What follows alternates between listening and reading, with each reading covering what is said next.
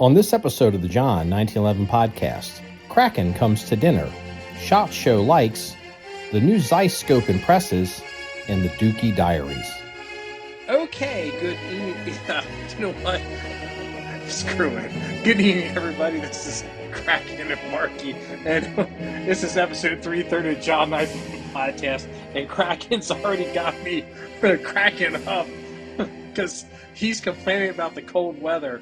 Mr. Nebraska I'm gonna come at you like a spider monkey. comes to Ohio to come shooting, and it's 3 degrees, and he's complaining, and I'm like, dude, it was minus 22 where you left. This is a vacation. Southern Ohio, I figured at least like 40 or 50, you know. It's like, oh, fuck, shit. I brought this cold weather with me. 40 or 50. Dude, that's I'd have been in shorts. Florida. That's Florida weather. I mean, in the winter, you know, you want 80 degrees, go to Arizona or some shit. So, yeah. So, Kraken was in town. He brought some guns. We were shooting. He was passing through, visiting the fabulous people, which is an inside joke. And, you know, we tried to do some shooting, really just hung out and talked. But, dude, I tell you what, you got to admit, no, tell me the truth. Tell me the truth. Like, the bullshit aside. What did you, from 1 to 10, and you're not allowed to choose 7. How was the steak dinner that night? It was like a 14 and a half. I thought it was phenomenal. I come from cattle country, and it's the best steak I've ever had. Yeah, I thought. Yeah, we have a steakhouse not that far from the range, and it's a blessing from the Lord Himself. And thankfully, it was a night when it was really good. So, of course, you know, freezing your balls off out in 3-degree weather all day might make the steak psychologically taste better. I don't know, but yeah, it was a good steak. I'll say this because I had dinner with Danny up in Indianapolis at the Capitol Grill, and this was. The Capitol Grill's good. That's my favorite. I like Capitol Grill. I like the Conrad up in Indianapolis because you can get the steak and eggs and have to use real steak. You know, I love the whole thing, and it was very good. It was very good, but our steak dinner that you and I had was an order of magnitude better. Yeah, that was really something.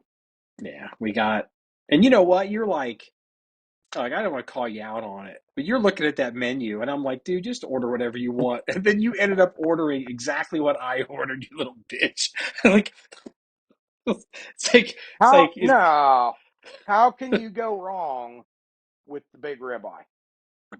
What was there was something, it wasn't Cobra. What kind of hoity-toity name was that kind of rib? What they call, was it Wagyu? Was it a Wagyu ribeye? Yeah, Australian Wagyu. Okay. And we got some kind of mac and cheese, right? Yep, lobster mac and cheese, which Yeah. was excellent also. Yeah, I thought it was that's probably the best meal I've had in a while. Of course, you know, again, 3-degree weather, you know, it's gonna probably do it to you.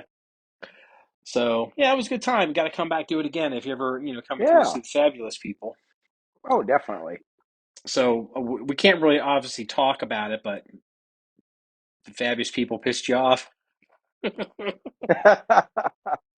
Jury's still out. We're waiting to see. Okay. All right. Well, I'm not gonna see. This is the kind of thing I do. That's all we're gonna say. Yeah, I do this to Doc all the time because, you know, Doc is a PhD, fancy high-end engineer, and worked on technology that involved the stealth aircraft. And he's retired now, but I joke with him when I talk to him on the phone once in a while, and I say, "So, you still working on that stealth space shuttle?" And he gets all kinds of tense. He's like, "Stop saying that shit." He's like, "You're gonna just." It's like, yes, like, you know, the Chinese are bugging your phone, fucker. So with you, it's the fabulous people. With Doc, it's the stealth space shuttle. So there you go. All right. Well, since Danny isn't here, we're going to spare everybody the VP sweepstakes. And all you and I are going to talk about is shooting guns and SHOT Show and just whatever we want to talk about. We're just going to have fun tonight. So, did you see any, well, in the coverage from SHOT Show, did you see anything that kind of floated your boat? I don't actually pay a lot of attention to SHOT Show. To me, it's just getting so much tactical stuff, and you can just only do so much with black guns, and you just lose my interest. To me, they're work pieces. Yeah. What I've noticed the past couple years is there's been a trend towards what I got to be careful how I say this. What the kids today would call retro guns, and what you and I would call Classics. just AR-16s and AR-15s and M16s. It's just like, I'm so old that shit that was original back then is retro. And so, Yeah, like, have you ever seen it's a very specific little gun. And I saw one for sale this in 2023, and I almost made a run at it, but it got to be too expensive. And it's also an NFA item. We're just, it was actually after we started this whole moving process. Um, have you ever seen the Department of Energy Car 15s? Have you ever seen I've that? seen Car 15s, just not the DOE particular ones.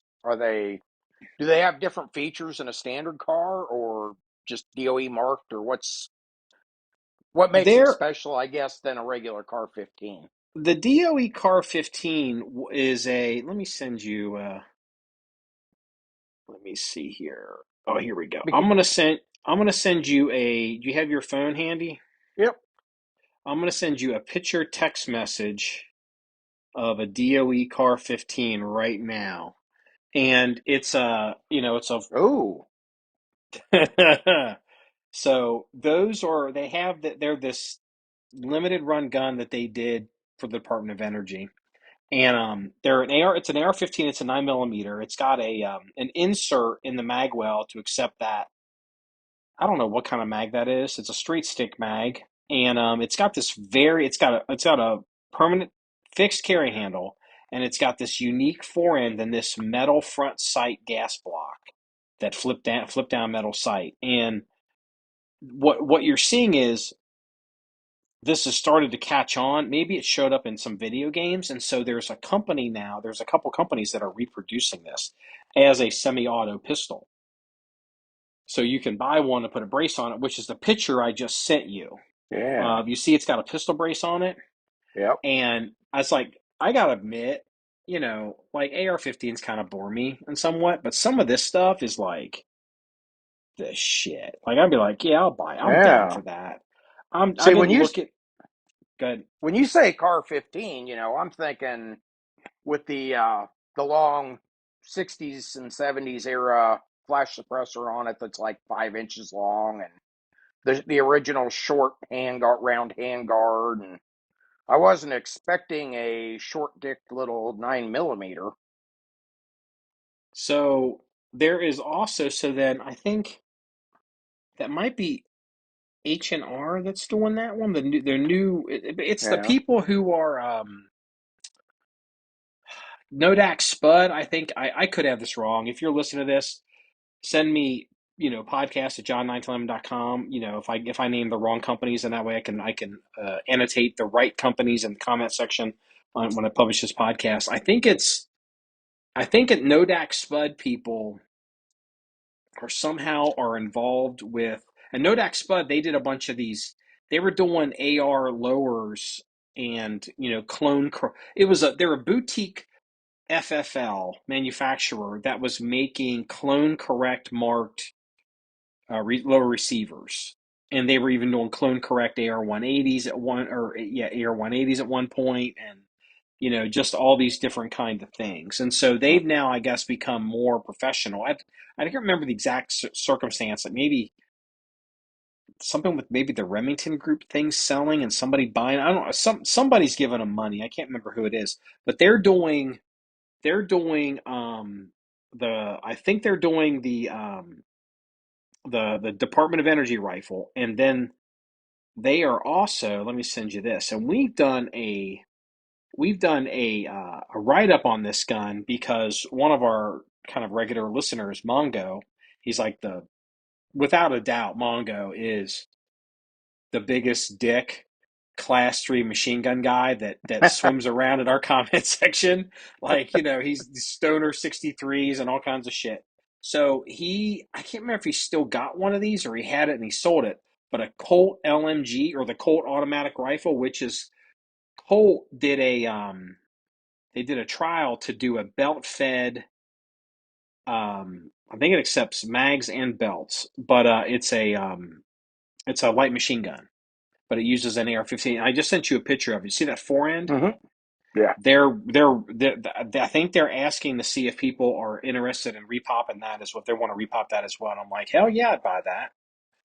And Yeah. that, it's like, that's kind of interesting too. So it's like, oh, yeah, I could be interested in some of these repops.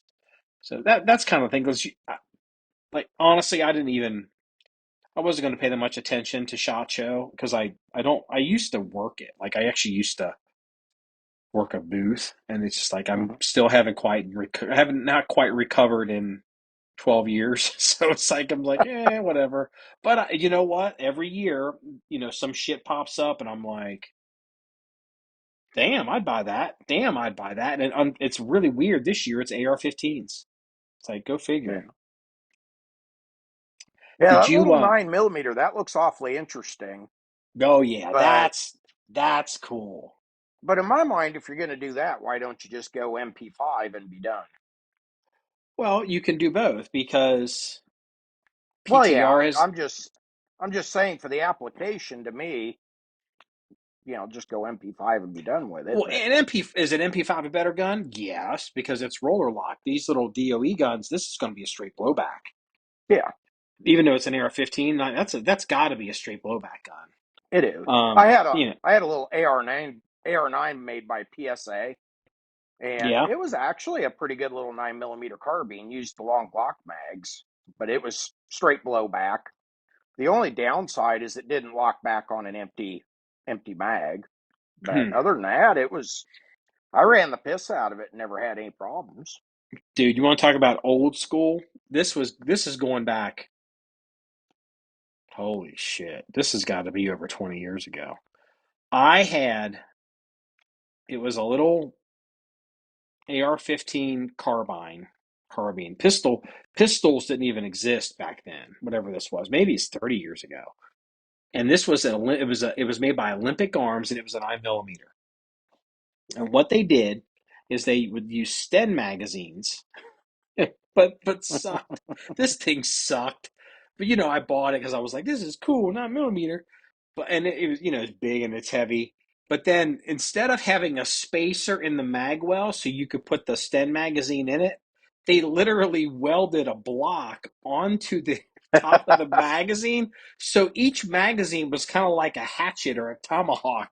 And it was just like, I mean, you couldn't store these in mag pouches on your person. And like trying to load that thing into that magwell, like it was just this square going into it just was terrible. Yeah. And like, I mean, just I, I guess I'm giving some perspective to the young listener. Like it's just you guys got like people cloning MP5s, you got people cloning DOE, AR-15s, and back in the old days, a 9mm AR-15 was number one, you couldn't get a good company to make one, and they were just terrible. I mean, it was just terrible. I think I might still have one of those magazines laying around. I think I saw one when we were tossing the armory. So yeah, I saw that. Yeah. So, did you see anything else, or you haven't seen anything from Shot that interests you at Well, all? uh, and I think there was something on the Facebook page about this, but the new Daniel Defense pistol. Remember that Mm, video I sent you? yeah, the Daniel H9. Yeah. do you think of that? Well, it looks off. I haven't handled one, obviously, but it looks awful big and bulky for my taste. Uh, until I can shoot one, I'm gonna kind of reserve comment. But there was that video floating around. I think they had one on display that had probably been fingered enough that it developed a little bit of a malfunction. They caught on video when they were slamming the slide home on an empty chamber, of course. But Oh, the one that, yeah, there the was a video that magazine was, popped out the bottom. yeah, I forgot about that. Yeah, I did see that. Yeah. Apparently there's some gun ranges here in the tri-state. I've seen an advertisement from one that they've got one to rent, and I've had a listener, John S. I'm not gonna say your last name, John.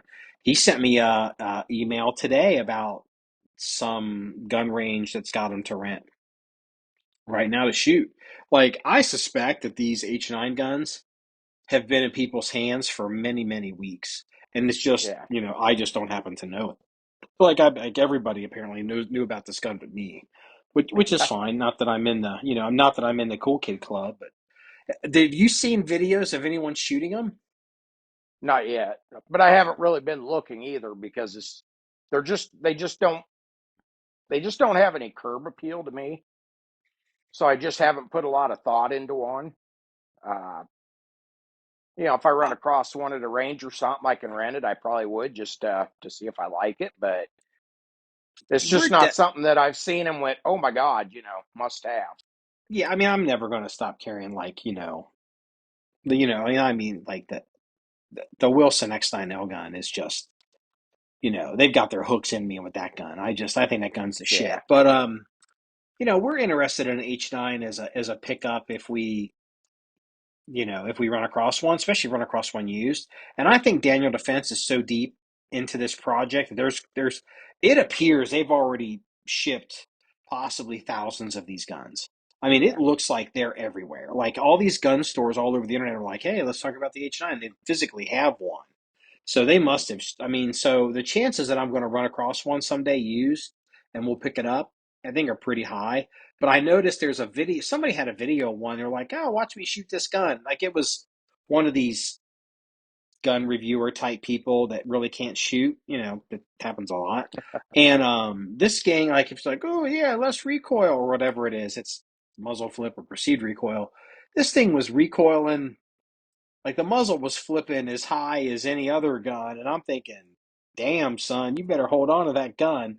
I mean, I think the reality, I suspect, I don't know, but I suspect the reality is, if you think this H9 gun is somehow going to have any type of different recoil impulse, compared to like whatever normal 9mm shooting, I think you're forgetting the fact that, I mean, how hard is it to control a 9mm handgun? It's not, especially like a full size handgun. Like, it's just either you're going to control it or you're not. I mean, like the video I saw, the guy shooting this H9, it was like, that dude ain't controlling that gun. I don't think he knows how to hold a handgun. Yeah. So I think I think there's hype for it, but I think as people get them and they're going to be like, oh, it's like every other gun.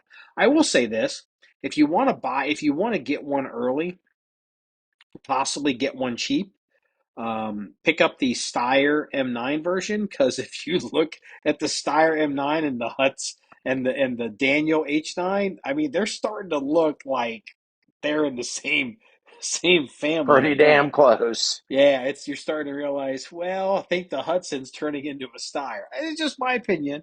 I'm also the guy that says that I think the Bentley Continental GT looks like the latest generation of Mustang. So I'm telling you, in the right light from the side, you're like, is that a Bentley? You're like, ah, shit, that's a Mustang. I mean, they look the same. It's like, you can't tell people that. Like, or what was it? They were all joking on the internet. Like, Ferrari came out with their new their first SUV, the little, it's got suicide doors like a Mazda RX-8, and Yeah. it's a Paris Sang or Paris Swang or whatever they call it. But if you look at this car with red, I think the release was in red because they're Ferrari, and then Yeah. you compare it to a red Mazda. I think it's a CRX, like mid-sized SUV. You're like, holy shit, it looks like a fucking Mazda. It literally looks like the CR7 or C something, whatever. I'm telling you, it looks like the same car, and it's like, I'm telling you, this H9's looking a lot more like a Steyr M9 now that Daniel's been making changes to it. So I just thought it was funny, I mean, they'll be out there. I don't think they're going to change anybody's lives. So in the world of striker pistols, I mean, realistically, in the world of striker pistols, what was the last striker pistol that really maybe reinvented the wheel? I mean, we're changing some ergonomics, we're changing some looks around.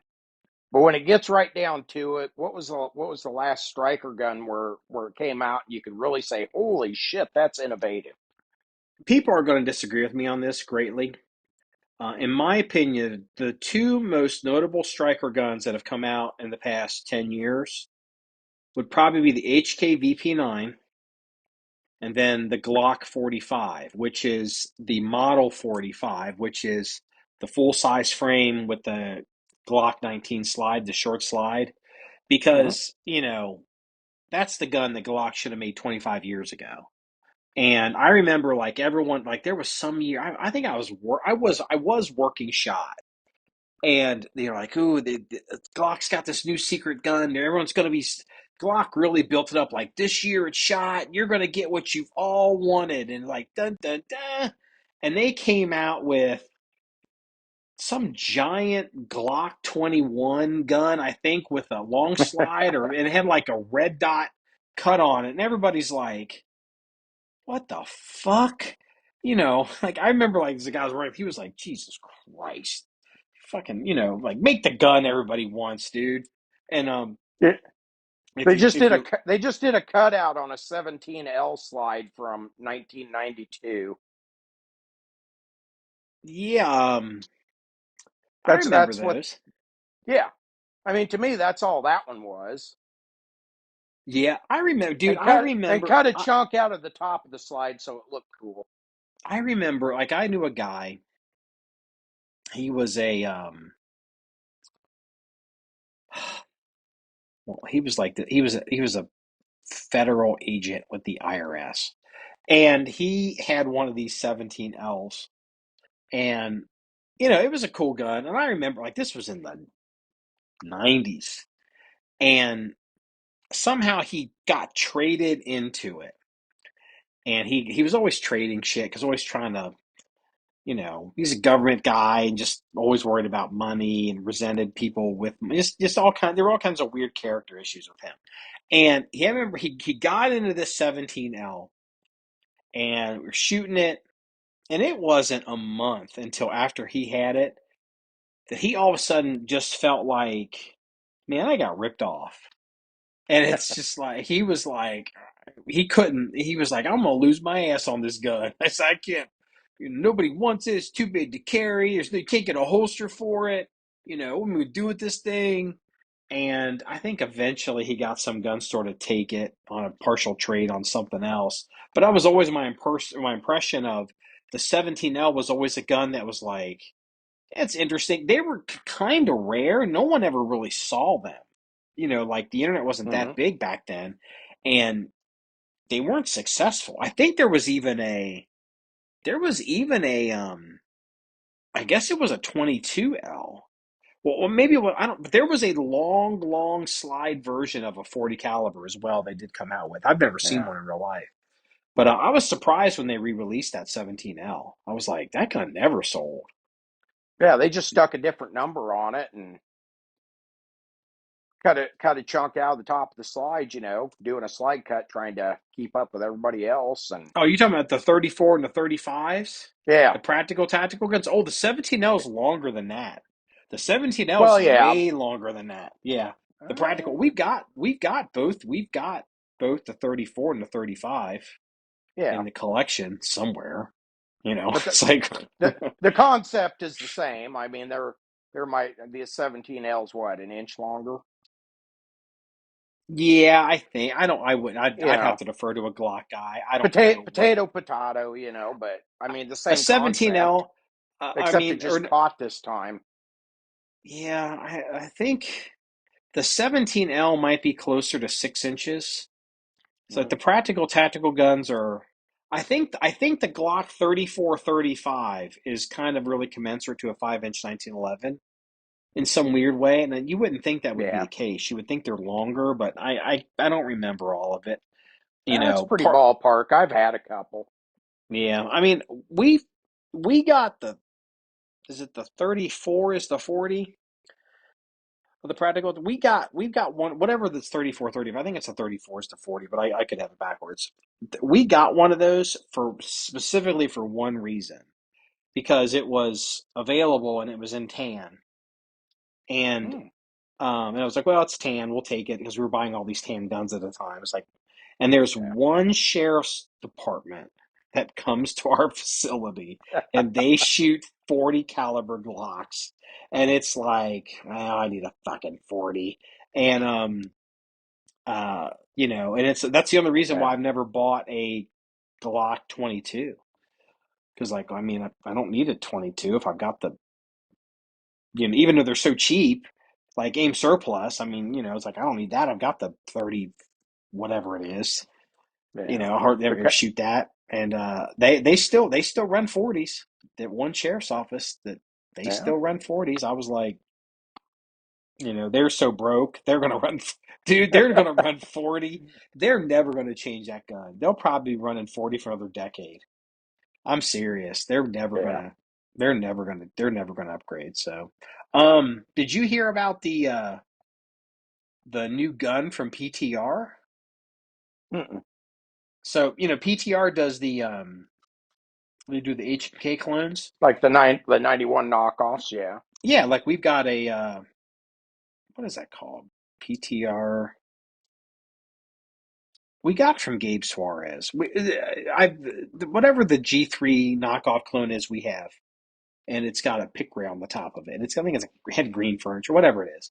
Mm-hmm. Well, PTR is doing they're calling theirs the PTR 63. And I seem to remember there was an H&K sub gun, because I seen one. It was like an HK-33, which is a 5.56 roller locked little machine gun carbine. And then there's a longer rifle one. Well, I can't remember if that's like a 53 or what they call it, but PTR is going to do a rifle, what I would call a rifle length roller locked 5.56. I think it's going to take 8 Stenag magazines, and they're going to call theirs the PTR 63. And it's kind of a retro gun, and it's like, hell yes, I will buy that. I'll buy that all day. I mean, I don't know if it'll run, because those 5.56 and those roller guns has never been that reliable, but it's like Yeah. another one of these retro guns. I'm like, shit, yeah, we'll buy that. I mean, there's probably more stuff at this SHOT Show that I am excited about than really than probably over a decade or longer, maybe 15 years. Yeah. Like, it's unbelievable. Like, the stuff, the FNCs, you saw that, right? On the Yeah. told everybody we had one. So Somewhere. Just got to find it. I published a picture of it yesterday. I dug Yeah. You sent I it to me. deliberately dug it on Saturday. I deliberately dug it out from the undisclosed location where where a significant amount of the armory is, and I posted a picture because someone was like, "You going to get an FNC?" It's like, we already have one, but yes, we're going to get another one. And I was like, I was going to the website. I'm like, here's a link to our FNC. And I went to the website and I searched and nothing comes up. I'm like, we've never published a video or picture of the FNC. I still don't believe that's true. I'm thinking we just haven't tagged it right. I'm just, for some reason, I can't find it, but I was like, Yeah. Arr. So I took it in the new arms room that I'm building, one of three. I held it up against the wall, took a picture of it. That's literally me holding it up against the wall before we put racks up, and took a picture of it and put it up as the banner on Facebook. So yeah, it was kind of embarrassing, but I don't know. Well, I don't know. Like, I'm not that this company that's going to bring in the FNCs. Do you think they'll actually happen? Do you think, or do you think something? Do you think they're real? Do you think the ATF will allow it? Do you think they've even started the process? Do you have any opinion With either way on that? with the current administration, I could see it being problematic to get them in the country. I also kind of wonder about the quality. There's just a Well, lot of that. Some of that import stuff I've seen, they talk a good game, but then when you get your hands on them, they're junk. the Or one thing, this one's the good, this one's bad. You never know. yeah, well, I guess the one thing I guess in their defense is this company that's making this FNC. They're in Malaysia, and I guess they might even be the Malaysian. Where's Indonesia? I can't remember. Sorry. It's not Pimco either. It's Pindad, maybe. Pindad's the company. Um, they have a license. Like they bought a license from FN to make FNC guns in like 1990. And you go to their website, they've been making FNCs. They got all kinds of them they're making. They're making all kinds of stuff. Like you look at this company, as you look at what they're making heavy machine guns, they're making grenade launchers, like, and this stuff, it should be on FN tooling. Like this isn't like some crappy clone. Like this is actually a licensed copy to FN standards. It's going to be really interesting. But what I do wonder though is if the ATF is going to somehow make them change these guns so you could never put in one of those NFA receivers or Yeah. NFA sears, the transferable sears.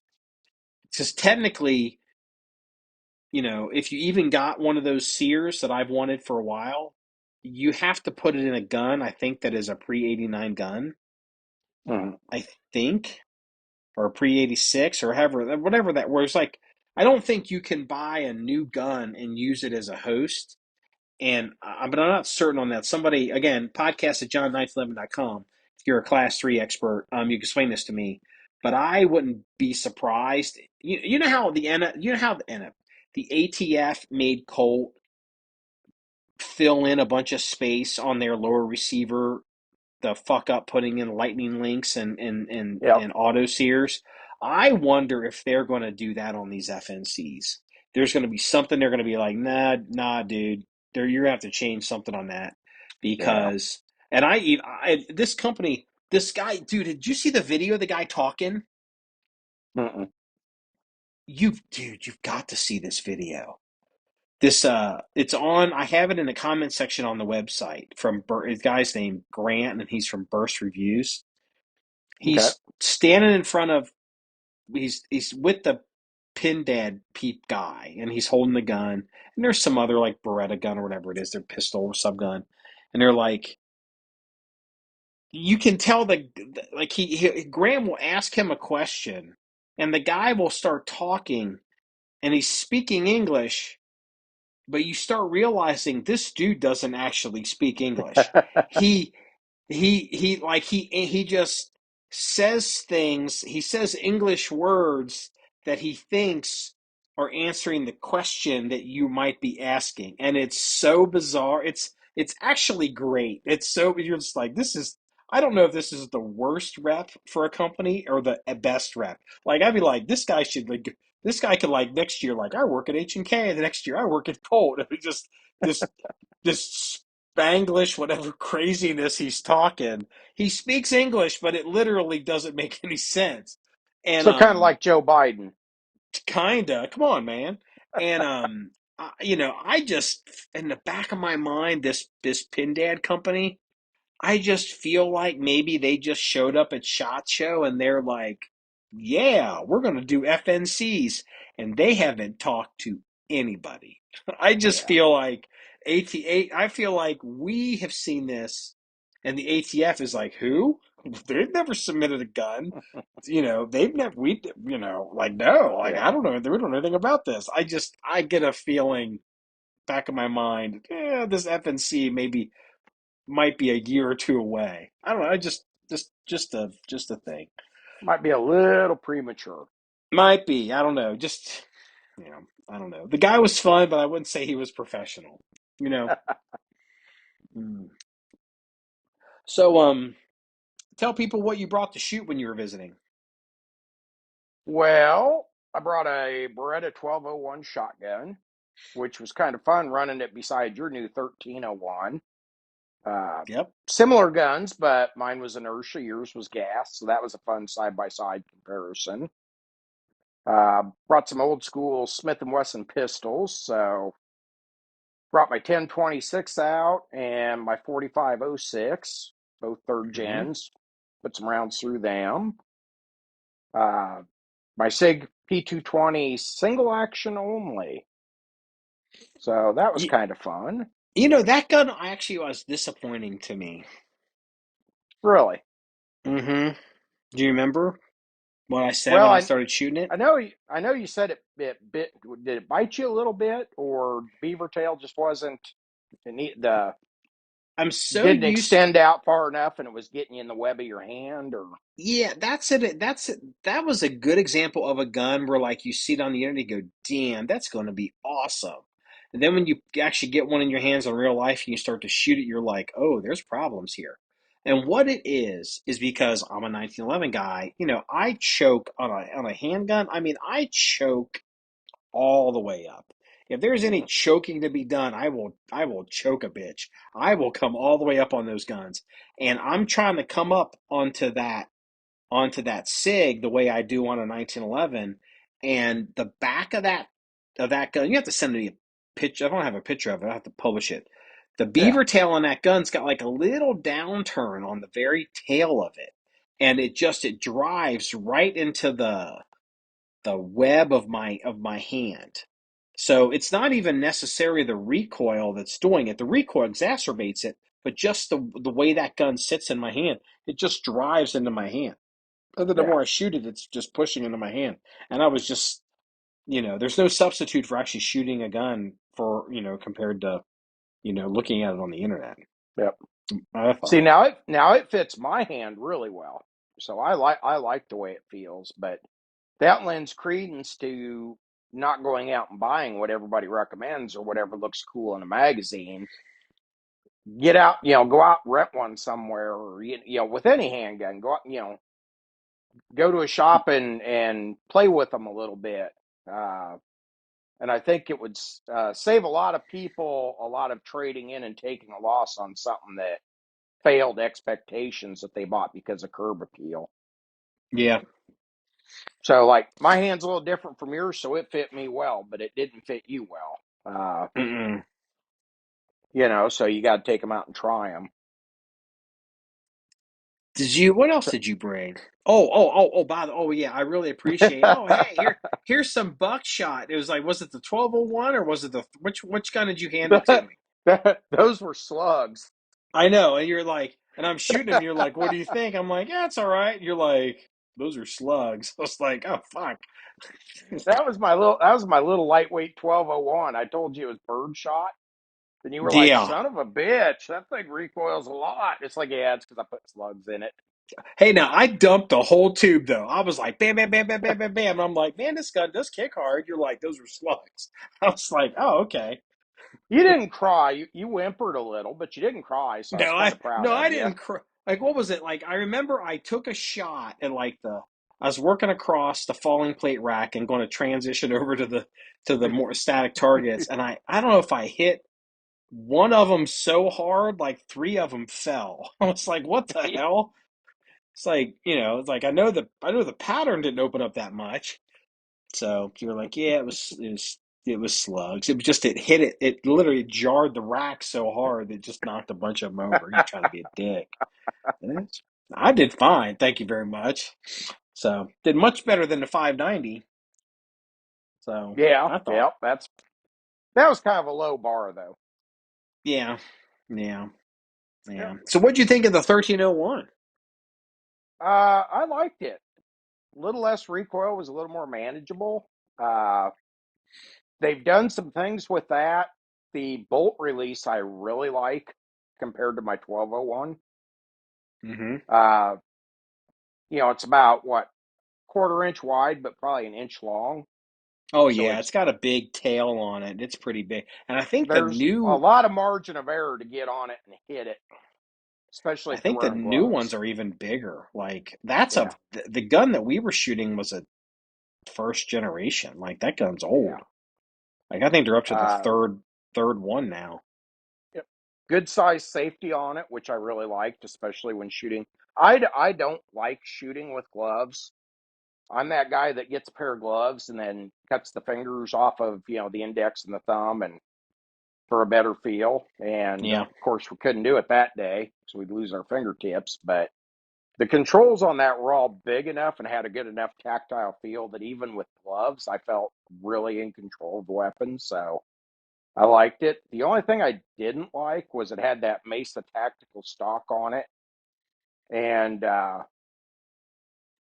before I could do a fair eval, I think we needed to raise that cheek piece up because it has an adjustable cheek piece on it. It was lowered all the way down to the bottom default position. But the sight system on that 1301 sits up fairly high above the receiver. Mm-hmm. So I think if that was just a plain barrel with a bead, where that stock was set would have been perfect. You'd have looked right down the top of the receiver, caught the bead, and been in business. But with the sights being, what, a good inch tall above the receiver, because it had to clear the rail, I think if we'd have moved that cheek piece up, it would have been a little more natural fit and a little better I don't want to say it, Eye eye relief. alignment with the sights, Yeah. so you could get on it quicker and recover quicker on recoil. Because even though it was a gas gun, when we were running the beefy stuff through it, you had to manage the recoil. So I Yeah. think with the cheek piece up, we'd have had quicker splits. Do you so you so so just I'll say this to the benefit of the listener because this may not make sense. You don't think that stock that was on that gun came with that gun from the manufacturer? That was all aftermarket? Yeah, that's definitely an upgrade. I went Okay. through and looked, and I didn't see anything that came, like with an upgraded Mesa tactical stock. Because I bought that for the benefit of the listener. I was out. I went to a local to go. I went to go pick up a bunch of ammo to get ready for you coming to town. So you didn't, Mm-hmm. I thought we'd shoot more, but like a extra 1,009, 1,000 of 5.56, and bunch of shotguns, and I looked in the rack and their used rack, and that 1301 was sitting there for sale used with a light on it. And it's like, huh, I've been kind of looking for one of these. And I was like, I looked down, I picked it up, and I went to the counter and I just said, I'm here to pick up my order. And I set it down on the counter. I'm like, and we're going to bring me up this one too. Like, I mean, I'd owned that gun maybe 17 hours when you were shooting it. I mean, I don't think we needed 24 hours. And it looks like it's been shot. Like I think whoever had it obviously shot it, but Yeah, it's got this aftermarket stock you say is from Mesa Tactical, and mm-hmm. it's got a was it Insight or whatever? Is that the light? Well, it's not sure. It's got a light on it, but it's not a surefire light. So Yeah, I thought it was a lot of gun for the money, even though it's a Gen 1 1301, because it had pistol grip and it had a light, and it's like, okay, well, I'll take that. But just between you and me, maybe because we were shooting a lot of the heavier stuff, I didn't think there was much difference in the recoil between that and the 1201. Like all these people that are on the internet that are like, it kicks less, and I'm like, I guess. I mean, maybe it's because the cheek piece and stuff wasn't set up right for what you were saying, but I'm just like, I don't think that was yeah. enough to make a difference. No, it wasn't a horribly big difference, but I'm a little funny when it comes to heavy recoiling shotguns anyway, because I grew up slinging slugs at deer since I was like 10. So heavy recoiling shotguns is something I grew up with. So I light off a couple slugs and some buckshot in a light shotgun, and it's just, business as usual for me. Where if Yeah. somebody's not accustomed to it, but that 1301, it did have a little less recoil. I didn't think it was hugely significant. But moving that stock up, I think would have got us back on the sights and on target a little quicker. Not so much managing the recoil itself, but just quicker follow-up shots because of a more natural eye alignment. Yeah. Yeah, I don't disagree with that. That's a fine-tuning thing. Do you still have your box of binary triggers for your Mini 14? I dropped some, so I've Oh, only got like 4,600 left now in that box. no. But Oh no. I've got like three more full boxes though. So when Kraken is going to come out with a I had to line of clean out my mom's apartment, she had all those binary triggers too, so I got all hers. Kraken's thinking about, since binary triggers are all the rage, he's thinking about coming out with a binary trigger for the Mini 14 and selling it. You know, I'm tongue in cheek, but it's like I was like, oh, that does work. You got all that, that backwoods, whatever. Like, oh yeah, who the hell comes up with? Should I even? You know what? It's a podcast. I guess you take a staple and you stick it into that trigger group, the Mini 14, and basically what does it block? The disconnector? What does it do? But it turns it into a Well, binary trigger. yeah, on that mini, there's a primary and secondary disconnector, so that I can't really explain it. There's videos on YouTube, but basically you just jam a staple down in between the two because they have a pivot point, and that staple creates just enough of a gap that it doesn't contact the secondary disconnector. So it's a legitimate one shot on the depression of the trigger, one shot letting off the trigger. So it's perfectly 100% legal. You can find on YouTube videos on how to do it. It takes all of about 10 seconds. Uh, but that's really all there is to it. But I learned this trick, oh God, probably back in the late 80s. So Probably burn up a half dozen of the old style pencil barrel Mini 14s doing it when you could buy, 500 rounds of 223 for like $50. see, I can image like young Kraken is sitting on a bench outside the corner mart, in small town Nebraska, and then like this black A-team van comes skidding up, and Mr. T comes out and goes, "Let me show you how to turn your Mini 14 into a binary trigger, fool," and gives you a box of staples. Then drives away. I mean, they were doing this shit in the 80s Oh yeah, before the yeah, internet. Who came yeah. up with this? Just I learned it from an old gun dealer, and growing up in Iowa, we used to do a lot of coyote hunting. We chased them with trucks. We've talked about that before. It was perfectly legal. But it was back when ARs were just really cost prohibitive. mm-hmm, So probably the two most common guns used in coyote hunting back then was the Remington 788, because it had a little detachable magazine in it, because back then you couldn't drive around with your rifle loaded in the truck. And 223, 22, 250, and 243. Dime a dozen. Everybody had one of them. mm-hmm. And Mini 14s, because they came out with that ranch and you could slap a little Tasco scope on it. And for $350 used, you had a 4x12 scope on a Mini that had a decent ring system and a couple of 20 round mags, and off we went. Well, got ready to go buy an old beat up Mini for a Coyote truck gun, and the gun dealer I got it off of said, "Want to see something really cool?" Well, sure. So he pops trigger group out, sticks a staple in there, and we go out behind his house, and I'm like, holy shit, that can't be legal. He's like, nope, perfectly legal. One shot for each actuation of the trigger. No different than a release trigger on a $10,000 Browning trap gun. See, I would have assumed that in the 80s they just have been like, it's full auto, look at it, like that. Like some people just have been like, this is what full auto looks like. Because back in the day, before you had the internet, there was a lot of this like forbidden knowledge type of thing. Like, ooh, I'm going to show you something you can't, like, I'm going to show you something that most people don't get to see because this is the forbidden knowledge. And like, whatever it'd be whether it was the staple in the gun or Cinemax after midnight, or I don't know, Faces of Death, like the tapes, Faces of Death Yep. videos, or the forbidden knowledge. Like, unfortunately, when I was in the 80s, I didn't get access to anybody's forbidden knowledge. But I think people today would be surprised, young people today would be surprised to learn at how popular the Mini 14 was back then. The Oh Mini my God, 14 everybody was, had one.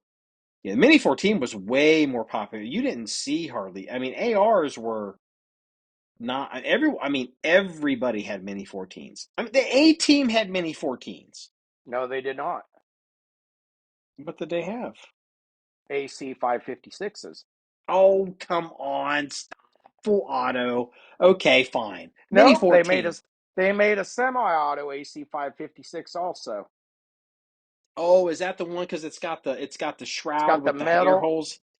and the metal Yeah. folding stock, and yep. We got I I got screwed we up really bad. I had a chance to buy one of them off of a DCI agent in Iowa uh-huh. and screwed the pooch, waited around too long, and by the time I called him up and said, "Yeah, I'll take that," he's like, "Yeah, I already sold it." See, I And always now thought they're that worth a AC. ton of money. Well, I think John, like, again, that's, I won't say your name. John in the comments section on the Facebook page was saying he saw that Ruger is released a new or updated folding stock for the Mini 14 that looks like one from back then. Yeah. And it's like, make me an A-team gun. I mean, yeah, like back Yep. then, like, Mini 14 was the gun. Like that was what everybody had. Mm-hmm. Like it wasn't.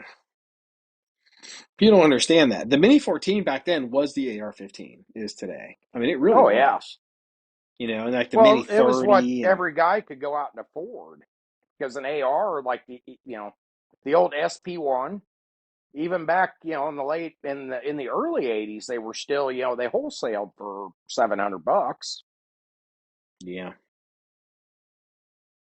You could and go just I buy a don't. brand new Mini for 400 retail. Mm-hmm.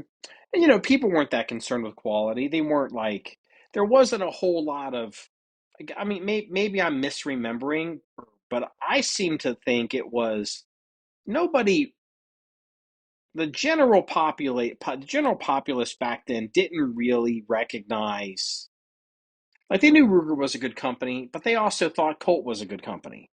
Yeah. And I got news for everybody. Colt isn't a good company. Like they're just everyone's going to even you're going to disagree with me, but like Colt back in the 80s was not a good company. Mm-mm. Like it's just people like what people bought, they accepted at face value. Mini 14 was just as good as any other gun because there's no such thing. They weren't bad guns because they weren't whatever. I mean, I don't know how else to put it, but you didn't have like this. You didn't have like you had guns that were unobtainium, but you didn't have like a Rolls Royce versus a Buick type of stratification with a lot of guns in common use back then. Sure, you did if you were an Olympic shooter or maybe some kind of target shooter, but I think the average gun owner, the gun worked and shot, and people just said this gun's great. Like they didn't whether they were hitting shit or not with it. I'm being a little unkind, but it's the truth. I think. You may not Well, disagree, maybe agree. the old Minis, they were minute of coyote until about the 6-shot rapid fire. Oh, that's And right. I then forgot. So, then the barrel would get a little droopy, a little warm, and then they'd start throwing rounds everywhere. And well, well, that's I was right. aiming for the first coyote, but I hit the third one. Oh, I forgot. There was a guy I used to work with. He was really hot on the Mini 14. He's a cop, and he was advocating using the Mini 14 as a patrol rifle because he was like, it's handy, it's this, it's that. Then they went and his department ended up picking up a bunch of these, and this is in the early 2000s, and they couldn't. I think they were. I can't remember what the MOA these guns were holding. Basically, they had to get rid of them. Yeah. They just the Mini 14 was didn't. I believe I have heard rumors that the new Mini 14s, maybe within the past like say 5 years, might be more accurate, but I don't know why. I don't know if that's just internet bullshit, if that's actually real. Well, there's two really big differences. I worked for an agency, and we had minis, and we we qualified at 25 yards just because of lack of longer range. And by the time you got through about one magazine, even those groups for us guys that were real shooters were opening up to 6-7 inches at like 25 yards. Yeah. If you weren't a real shooter, there were people that couldn't qualify at 25 yards, and you couldn't really put it on them because the guns just really shot that horribly when they heated up. On the new ones, about half of the barrel is probably about a .90 profile, almost an inch around, up to about the front of the fore end. It starts to taper down a little just past the end of the fore end. So they've got a stiffer spine and a little more meat to them to soak up a little of the heat so they don't get so hot so quick. So that's But the difference. That's what it really was. yeah, It just was. that's going to be what it boils down to. Yeah. Hmm. I mean, Okay, when you've got that little itty barrel that it's the same taper basically all the way back, damn near, versus almost a bull barrel up to the end of the stock in the newer versions. It's going to add a lot of stiffness and it's going to bleed off heat better. Because I mean, I'll tell you what, when we did the old staple trick, I swear to God, there was times that we'd look at that barrel and it'd be kind of doing figure eights, We'd get Mm-hmm. them so hot. So we had the coyote hunting minis, and then we had the musket minis that we basically just shot the rifling out of. We had Yeah. some that we'd heated up so bad you literally couldn't see rifling anymore. Wow. Yeah. I mean, yeah. I believe it because that was kind of If you could if you could. I mean, I don't remember dudes being able to necessarily doing that with 5.56, but I remember dudes doing that with 3.9 ammo. Mm-hmm. Buying, but that was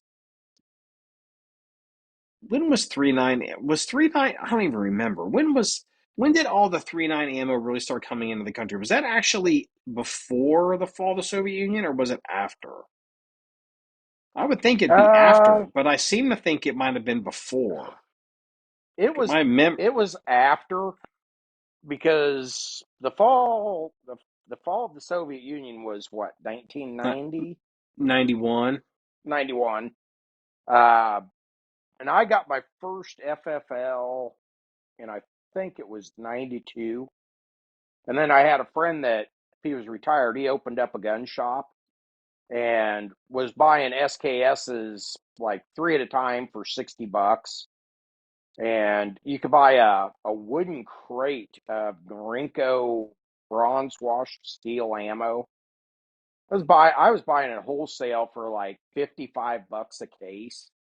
Yeah, Uh, I so we remember do that. combo deals where SKS and a case of 1,000 rounds for $175, but you had to clean them. Yep, yep, yep, yep, yep. I remember. Yeah. So yeah, Just that was in. Yeah. scads of it. And people would just go out and hose these fucking guns. Oh yeah, People. yeah. Yeah, that's what got those because it used to people. I mean, one of the problems and people don't realize this is it wasn't that long. part of the problem with, even if you could get the AK-47 guns, and you couldn't get ammo for them. Mm-hmm. You know what I mean? Like, nobody in the U.S. made ammo for these guns. Yeah. It was almost impossible. It was almost like, getting ammo for like the 7.65 French long, that now Steinel or whatever makes. Like, the gun, even if you could get the guns around, somebody might come up with a box of ammo or something, but it just wasn't, Yeah. then it was, I guess, after 91, everybody is. So basically from 91 till about the global war on terror, people were just hosing these barrels out of these Oh guns. yeah. Yeah. Yeah. Used to Dudes be were, able to buy Mac 90s for like $200. yeah. But they had the big thumb hole stock on them to make them AWB compliant. So we get them, and guys that turn around, they buy the metal underfolding stocks, take them to the house, and unbolt that stock and bolt the underfolding stock on. But same deal. Then they go buy a case of ammo for $75 and just you know total blaze ops on a Sunday afternoon barbecue.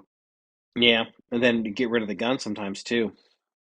Yeah. They get the case, and they get a case of ammo in the gun, then kind of either get rid of the gun and the case, you buy another gun later. It was Yep. kind of crazy. So yeah. So so how I've been notorious for capping on, I'm not the biggest fan of 2011s. And Mm-hmm. like, I don't there's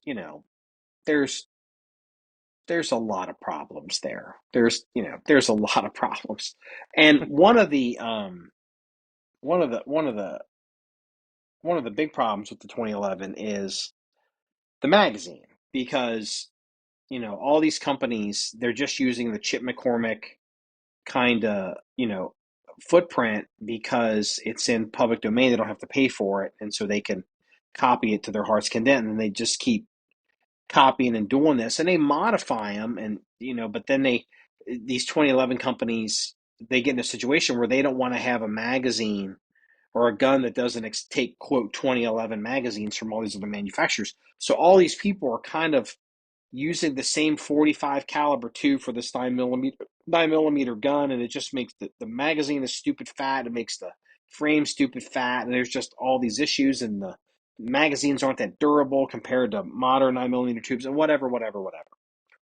And anyone that designs guns knows this is a huge problem. One of about three big problems with all 2011s. I don't care if it's staccato. I don't care if it's full custom Joe Chambers. There's problems in both of them. Yeah. And Staccato released a new gun. Well, they announced that they haven't released it yet. It's called the Staccato C, which I think might be the same name as one of the previous models.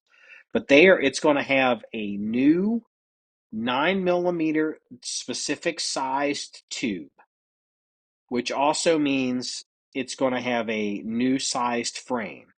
And what this also means that this gun will not accept 2011 magazines, and you can't use any of your 2011 magazines in this gun.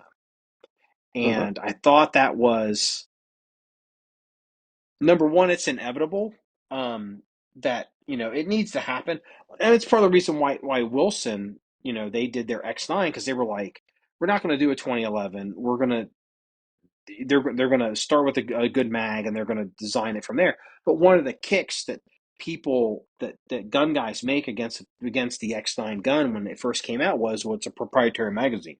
And it's like, gun guys are like, well, I don't want to buy your proprietary magazine. I want to use magazines I get from other people. And it's like, but the magazine is so bad. So, and it's so bad that even Staccato is now starting to make a quote proprietary magazine 2011. Is it? I don't know. Can Staccato call it a 2011? And I thought that was super interesting. And I think the writing is on the wall with this and Staccato. In 10 years, there's going to be two types of 2011s in air quotes out there. There's going to be whatever ultimately ends up being the new standard for the tube, for the magazine, for guns from today forward. And then there's going to be the big fat ass things that, people have had up till today. that it's going to hurt those guns. And I just thought it was interesting that they finally did it. But the reason is, why did Staccato, in my opinion, why did Staccato do this now? Like, why didn't they do it before? Well, the reason they didn't do it before is people wouldn't have bought their guns, because gun people want to buy. If you leave it, and this is a conversation that happened earlier today, in private messages. Gun people don't necessarily know what they want. If you leave it up to them, like they would have told, Henry Ford to make a better horse and buggy. You know what I mean? Like they don't realize how bad the 2011 ecosystem is, how some of the stuff. And so, but gun companies have to make money, and they have to make stuff that people want to buy, and they don't want to necessarily go the proprietary magazine route. So Staccato's doing it now, but the reason I think they're doing it now is they're facing so much pressure from, say, there's the the what's the gun that we bought that takes the 2011, that takes the SIG P320 magazines, whatever that gun is. There's that gun, and then Yeah. there's the company that's making the 2011s, again air quotes, that take the quote Glock magazines. And Mm-hmm. I think those two guns have really put the zap on Staccato's forehead for one reason. Staccato is realized, they know the magazine's fucked up, but they're living with it. But they've realized if they don't get ahead of this and they start to decide what the standard's going to be, somebody else is going to come down and another gun's going to show up, and it's going to determine the standard of magazines for quote 2011s. And I feel like Staccato is being driven into this because they're losing control. And that's what I think the motivation is, because it's And not from do. Yeah, go ahead. I think Springfield Armory might be feeding this a bit too, because they came out with that Prodigy for basically half the price. It has a lot of issues. Mm-hmm. Everybody I know that has ran out and bought one because it's half the price of Staccato, but just as good. Every single one of the guys I know that got them have either gotten rid of them or in the process of getting rid of them. One of the big selling points for that Springfield was it uses Staccato slash 2011 standard magazines. Mm-hmm. Uh, Almost all of the issues trace back on the Prodigy to magazines. Really? They're very magazine sensitive. You might 2011s are get, magazine sensitive. yeah, period. But the Springfields in particular, uh, you could order up 6 Staccato mags. 3 might run great, 1 might run okay, and 2 might be total Really? pieces of shit. Yeah. I Same so way with ignore the 2011s. Springfield I didn't even know. mags, but the Springfield mags are the same way. You get 3 in a box. 1 might run, 1 might be okay, 1 might be a total piece of shit. Throw it in the ditch because you can't tune it. Well, here's another thing, and like even forget like tuning mag. Oh my God, tuning mags. Talk about give me a. Oh God, let's talk about bring like guys today, like striker guys today, just don't even understand like how bad it was with these 2011s and even 1911s. You got to have your tuned mags, and you have to pay some dude. Like, oh my God. But let me just make this point. So, about having a magazine, like these modern magazine designs with the modern tubes and reinforcements. My Wilson EDC X9L gun has over 11,000 rounds through it. And I've got a bunch of mags I load up, like, when I'm shooting and training, and I'll load up like 9 or 10 magazines, and I'll run through them, and then, load up 10 more magazines and run shoot drills and do whatever I'm going to do. But I use I my all my mags are numbered, and mag number 1 and mag number 2 are the mags that I carry, and I also shoot them and drop them, but they stay loaded, and they always get shot and dropped in gravel there is not a 2011 magazine on the planet that could go through a cycle of 11,000 rounds and still be running. I have never, ever, ever had a Wilson EDC X9 magazine go bad on me yet. I have Yeah. never had a mag go bad. I've never had a mag, oh, that mag's fucked up, I better watch that. Or why does it keep happening with this mag? Never. The mag, I literally, it's the same mags. And I'm not going to say that they're as durable as Glock mags, because Glock mags are pretty notoriously durable. But dude, it's like that X9 gun mag is a non-issue. And here's another thing. Let me just make this point here, because like I saw somebody on the internet try to say this one time. He said, yeah, they're just kind of making shit up. They're like, well, I used the 15-round flush pit magazines in my X9 because those 18-round magazines, they're not really quite as, they're not quite as durable or not quite as reliable. And it's like, all those magazines that I've told you that I run for 11,000 rounds, every single magazine is an 18-round magazine. I do not even fuck with 15-round magazines. The only 15-round magazine I have for that gun came with the gun. It stays in the bag. I don't give a shit about 15-round magazines. Well, I'm talking about 18-round magazines. It is a non-issue. You can't do that to 2011.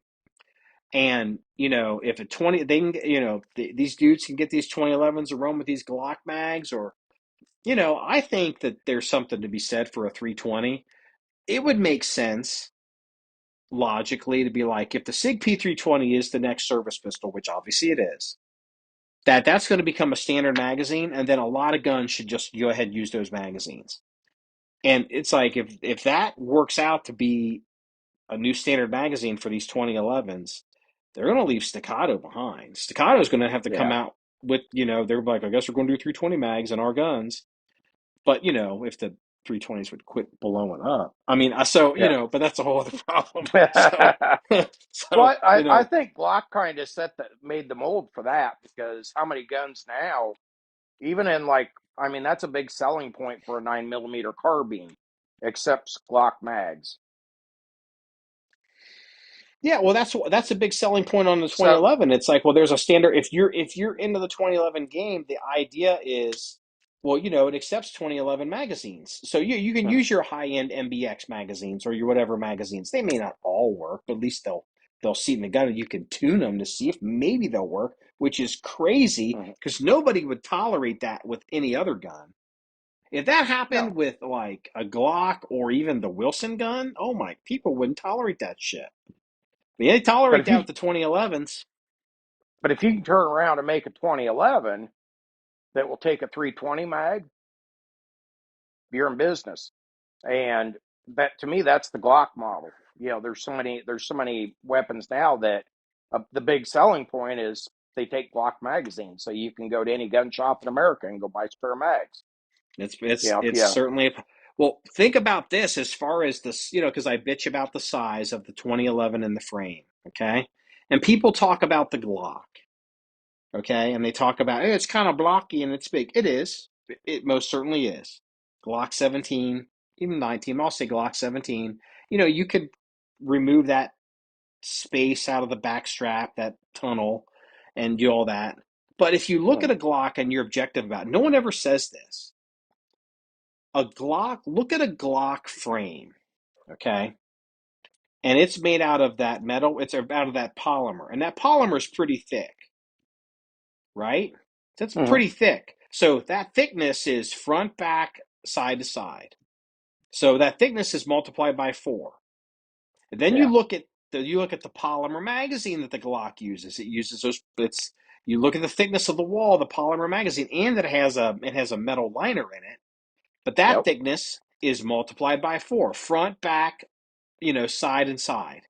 So that thickness twice, or whatever it is, the mag thickness and the frame thickness in a 9mm, and that's the thick-ass plastic and the thick-ass walls of those magazines, that is still significantly smaller than how thick a 2011 is with metal magazines, which is super thin in 9mm. That's how much space is being wasted in those stupid magazines, because it's that 45-38 38 Super overall. It's insanity how terrible that magazine is. Well, and here's something else that puts it in perspective on the size of the grip of, say, a Staccato. They have a grip safety just like a 1911. And do you know how many guys stick a rubber band on that grip safety? Because that grip is just so damn big that they can't get a proper grip on it and engage the grip safety consistently at the same time. Well, you're kind of opening up the door. The one of the issues with 1911s in general is that, you sensitize the grip safety. You want the grip safety to kind of engage like within the first, say, 20% or 30% Mm-hmm. of being depressed. I mean, but like the whole argument for even removing the grip safety has caused more fuck ups in 1911s and just through the history of 1911 than anything else. Yeah. Because they're not all how quick or how sensitive they are to be deactivated or activated. Is it changes from gun to gun and smith to smith. And if you're lazily holding that gun, just want to take that one shot, and you're not squeezing it hard enough, you can have your gun not go off. Or more practically speaking, you're in a pig pile fist fight and you're in some weird position and this guy's beating the fuck out of you, and you're trying to, on your back, and you're trying to pull this gun up and shoot out of some high chest ready weird fucking position, high pectoral index crazy fucking thing, and you don't get that grip safety depressed, your gun doesn't go off. And so there's a big movement. It's a big philosophical debate in the 1911 world, is grip safety or not the grip safety. I mean, even going back as far as who's the gunsmith in West Virginia that's famous for in Parkersburg? Novak, Wayne Novak. Oh, okay, yeah. He sold. They still have it. If you go to their website, they still have this product. He sold this product, and then they stopped selling it because of lawyers. And it was called The Answer. Do you remember this product? This is the 90s. Do you remember The Answer? Was that the metal? I don't want to say strap, but was that the pin kit or the metal piece that kept the grip safety fully depressed? You Even took the grip more. panels off. The answer was it was a one-piece unit, okay? And it was a beaver tail that went down solid into, and it didn't have a grip safety in it, and went solid down into a mainspring housing. It was one Oh, okay. unit. The And whole big one piece. the whole big thing. And they will not, because you're deactivating a safety on someone else's gun, they stop. You can't find one of those. But if you order a gun from Wayne, I believe you can still get one with an answer from the factory from him, because so many people were pinning or rubber banding grip safeties. The EDC X9L gun, I've got those X9 guns, Wilson, they're like, we're going to start from the ground up. And they're like, we're going to make a lot of changes to this gun. And they were like, first thing we're going to do is there'll be no grip safety. Well, I owned 5 Staccatos over the last, 18 months, 2 years. And I now own 0 and run a Wilson. You got all of them? I got rid of all of them. Once I shot that, I had one left when I got that Wilson and shot them side by side a little bit and went, I don't have enough rounds in the Wilson to put it in the everyday carry rotation yet, but I see no reason to keep my Staccato. Yeah. I've had a C, a C2, and 3 Ps. Oh, so they did have, what was a Staccato C originally? A C was a single stack, little pocket rocket. And the one I had was nothing but problems. Anything I tried, that sumbitch wouldn't feed. Was it a 3-inch? Did it have a 3-inch little officer side slide? I think it was 3.5 off the top of my head. I'm sure a Staccato guy out there can. I got rid of it so fast. I got new springs from Staccato. I got I think it was Chip McCormick mags, aftermarket mags. Or Mm-hmm. no, what were they? Were they Wilsons? Maybe I don't remember. The high dollar single stack 10-shot Cobra? mags. No, I'd have to look at the receipts. I still have all that, but nothing. I tried hand loads, light loads like the critical defense light loads. I tried redlining loads, you name it, and it wouldn't. It wouldn't go. They wouldn't go fully into battery. Constant issues with that. I don't think I ever got it to run a full mag where it would go into battery on every shot. Hmm. So that one went down the road. Uh, the C2, out of all of them, I probably like the C2 the best. But the P's were just ungodly big and unwieldy. And, if I was working the street, maybe, but, because you can get away with quite a bit bigger gun doing that. Mm-hmm. But even trying to carry one in a good holster, even open carry, which is legal here, it was, and I don't mind carrying a big gun, but God, it was just a lot of gun to carry. Did you think my X9L gun is a big gun? No. Okay. When I say big gun, it's not as much barrel length as it is uh, grip and width of the slide and frame. Well, yeah, you're back to the whole Just, 2011 yeah, problem. a giant gun for what it is. What's Uh, interesting, so Wilson, or not Wilson, Staccato did have a model called the Staccato C, and I guess they discontinued it. Now they're bringing it back as the smaller. That's why. So if it's supposed to be a compact, C is for compact, I guess. That's why they're experimenting with the smaller frame and the smaller mag tube to make it a smaller mhm, gun. It's a pocket rocket gun. They're trying to almost like they're trying to massage their customer base into a new footprint, and yeah.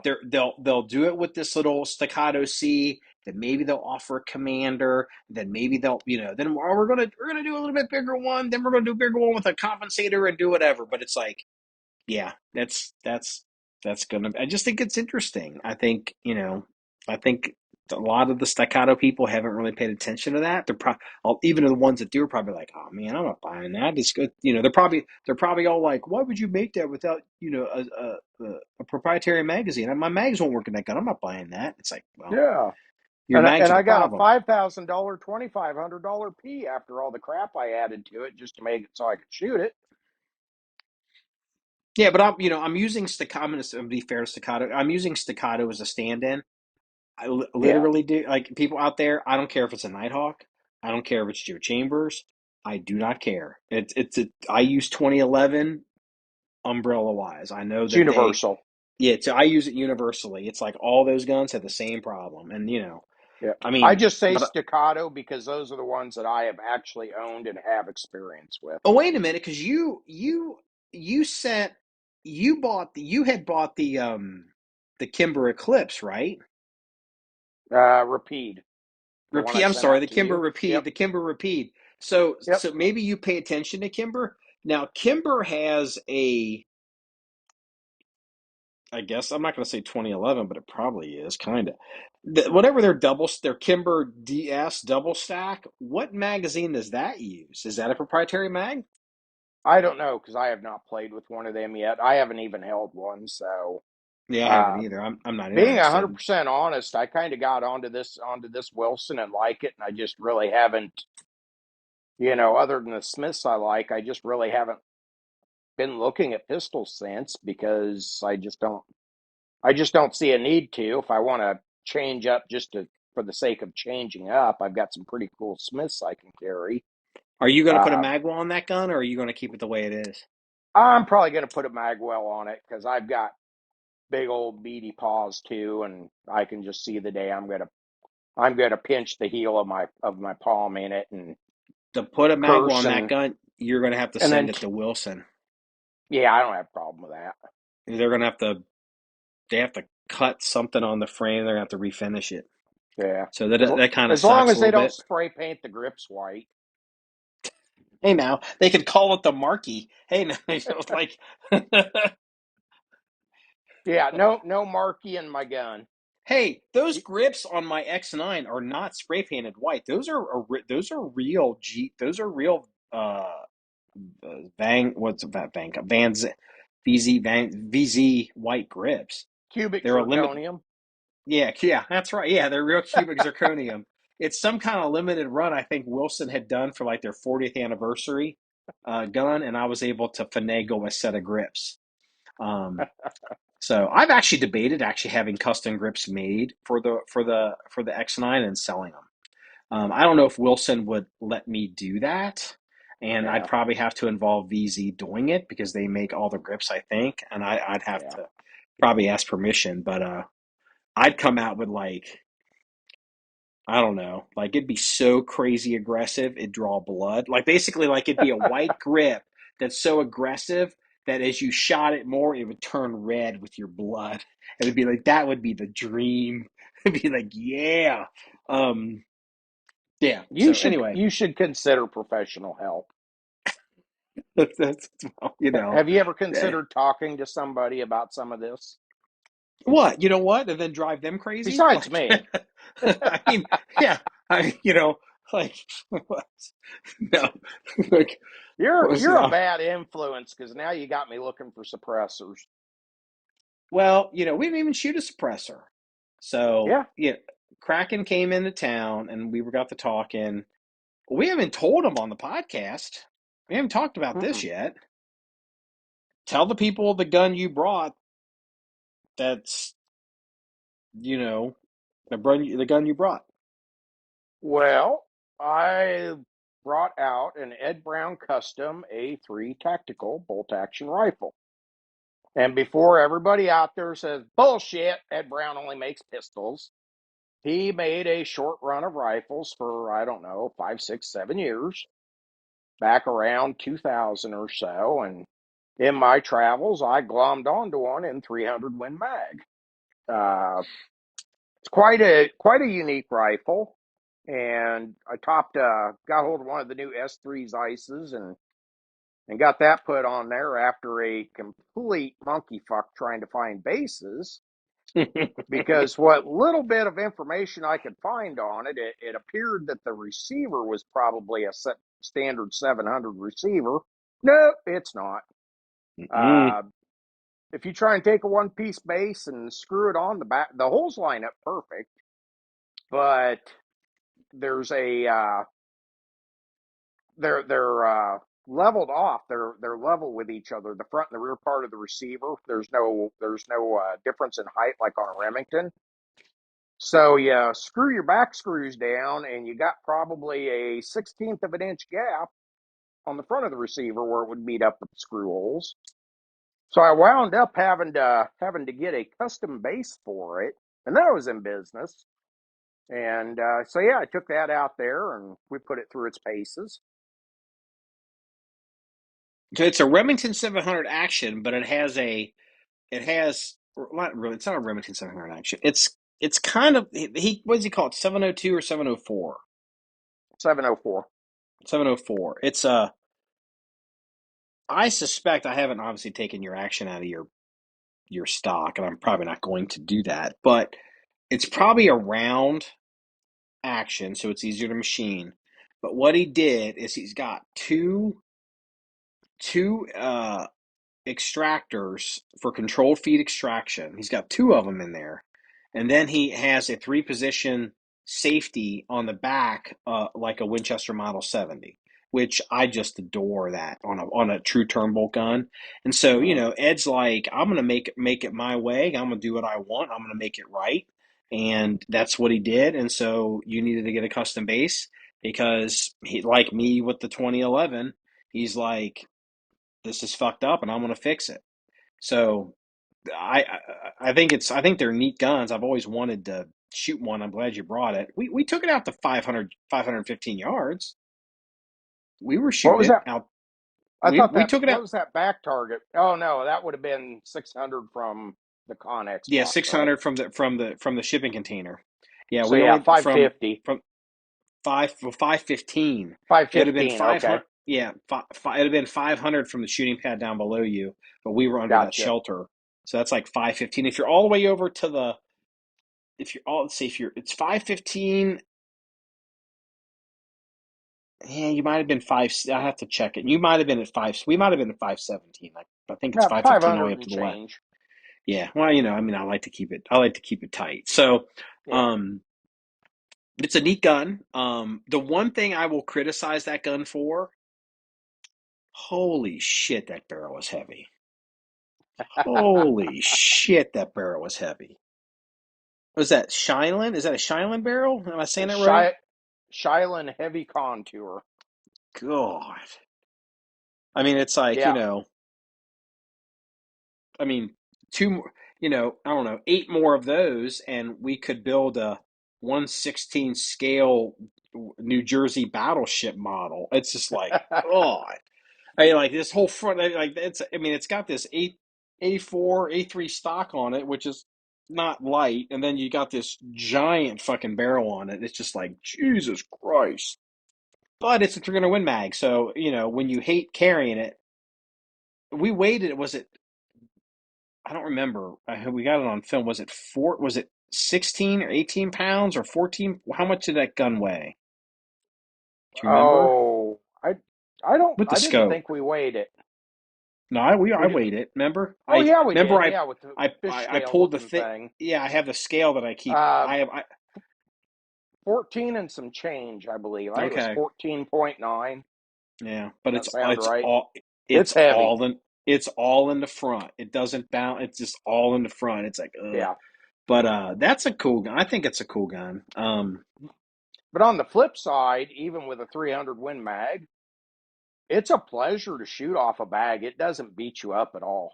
No, it doesn't. You're right. It absolutely doesn't. And we were shooting hunting ammo through it too, so it was like, Yeah. it's fine. That's a cool But gun. I mean, yeah. but I'll tell Receiver's a you little what. different though, because it's not a true long action. Yeah, it's not, He cut because I that he think, cut that just big enough to clear a 300 Win Mag. So it's not a true long action. yeah, It that's the cuts the interesting. difference. That's right. So when you're shooting a 300 Win Mag, but if you shoulder that gun and you pull that bolt all the way back, you do not have to raise your head. Mm-hmm. It's like he's like, I don't know if that footprint, it'd be interesting, like if we ever ran across a 308, if he makes a shorter action for 308, or whether it's that footprint. Like, it just be Yeah. knowing Never thought of that. knowing Ed, he probably has one action. He probably isn't doing different sized actions. He, but Yeah. he, but he, you never know. You can't, until you check, you just don't know for sure. So, and I haven't talked to Ed in many years, so, I'm not going to ask him. So, but I'll tell you one thing that we gotta mention, which is, look, we're not gear reviewers, but that scope on that gun is dynamite so far.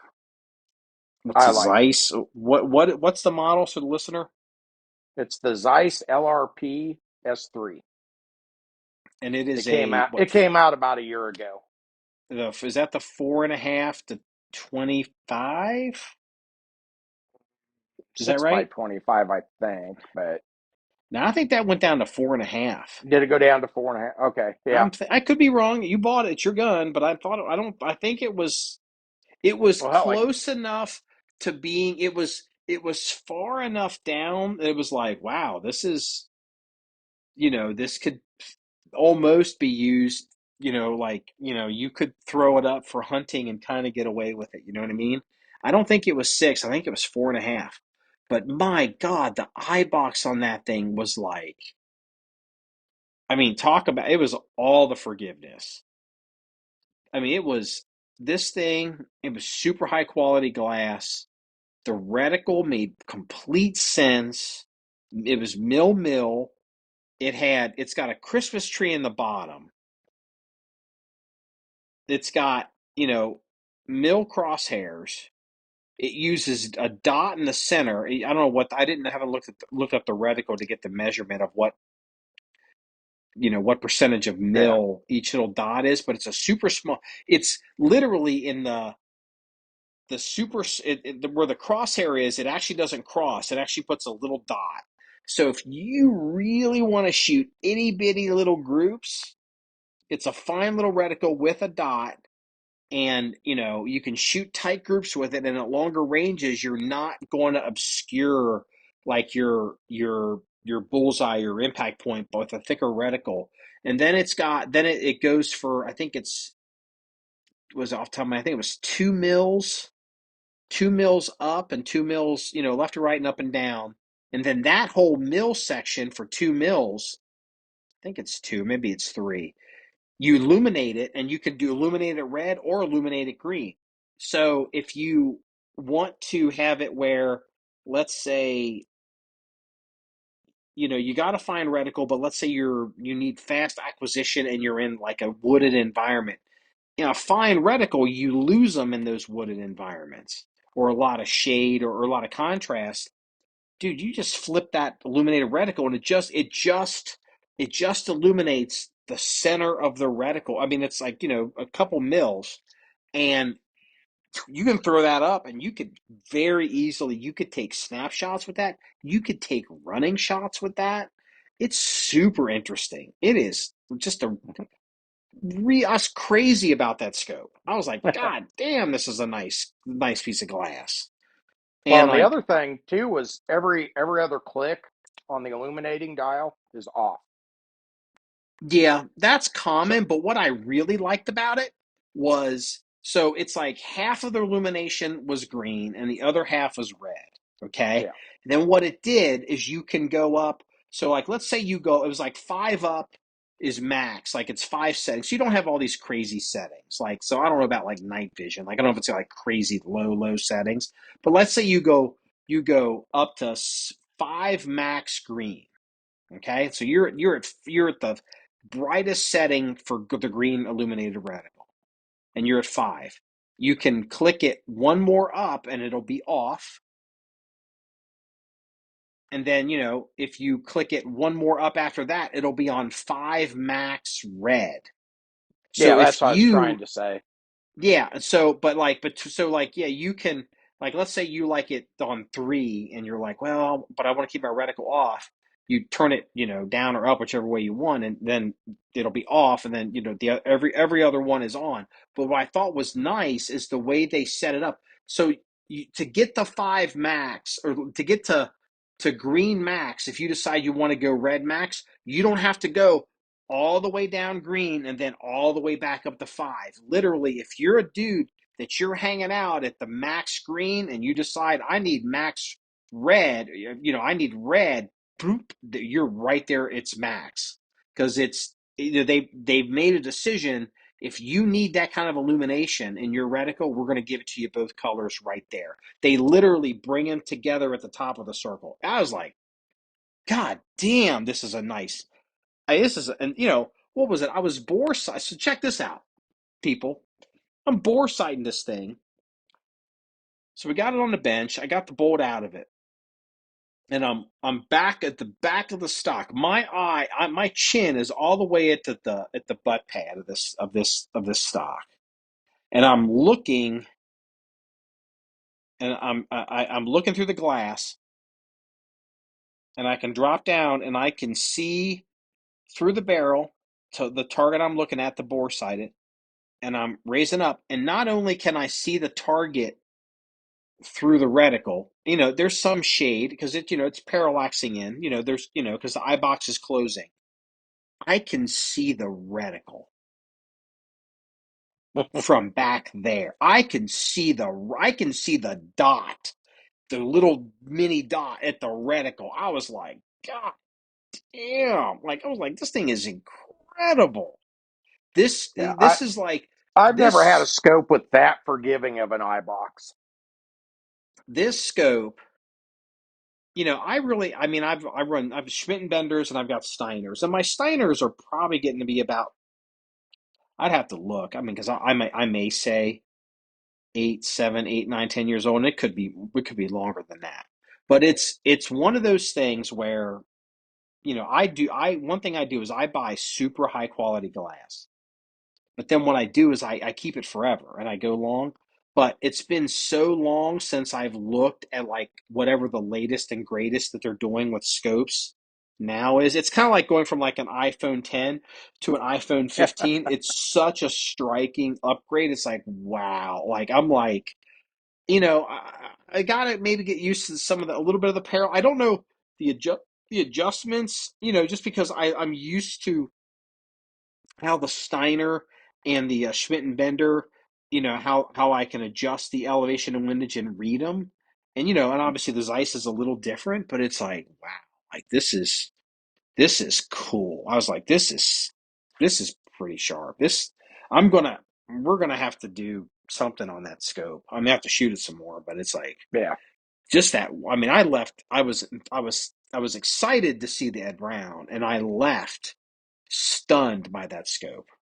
Say that model again, so I can write it down for the notes, because I don't even know what it's called. A Zeiss what? What's it Zeiss called? L the Zeiss LRP-S3. Is this the scope that I told you about that was they had made for the 22 guns for the 22 competitors?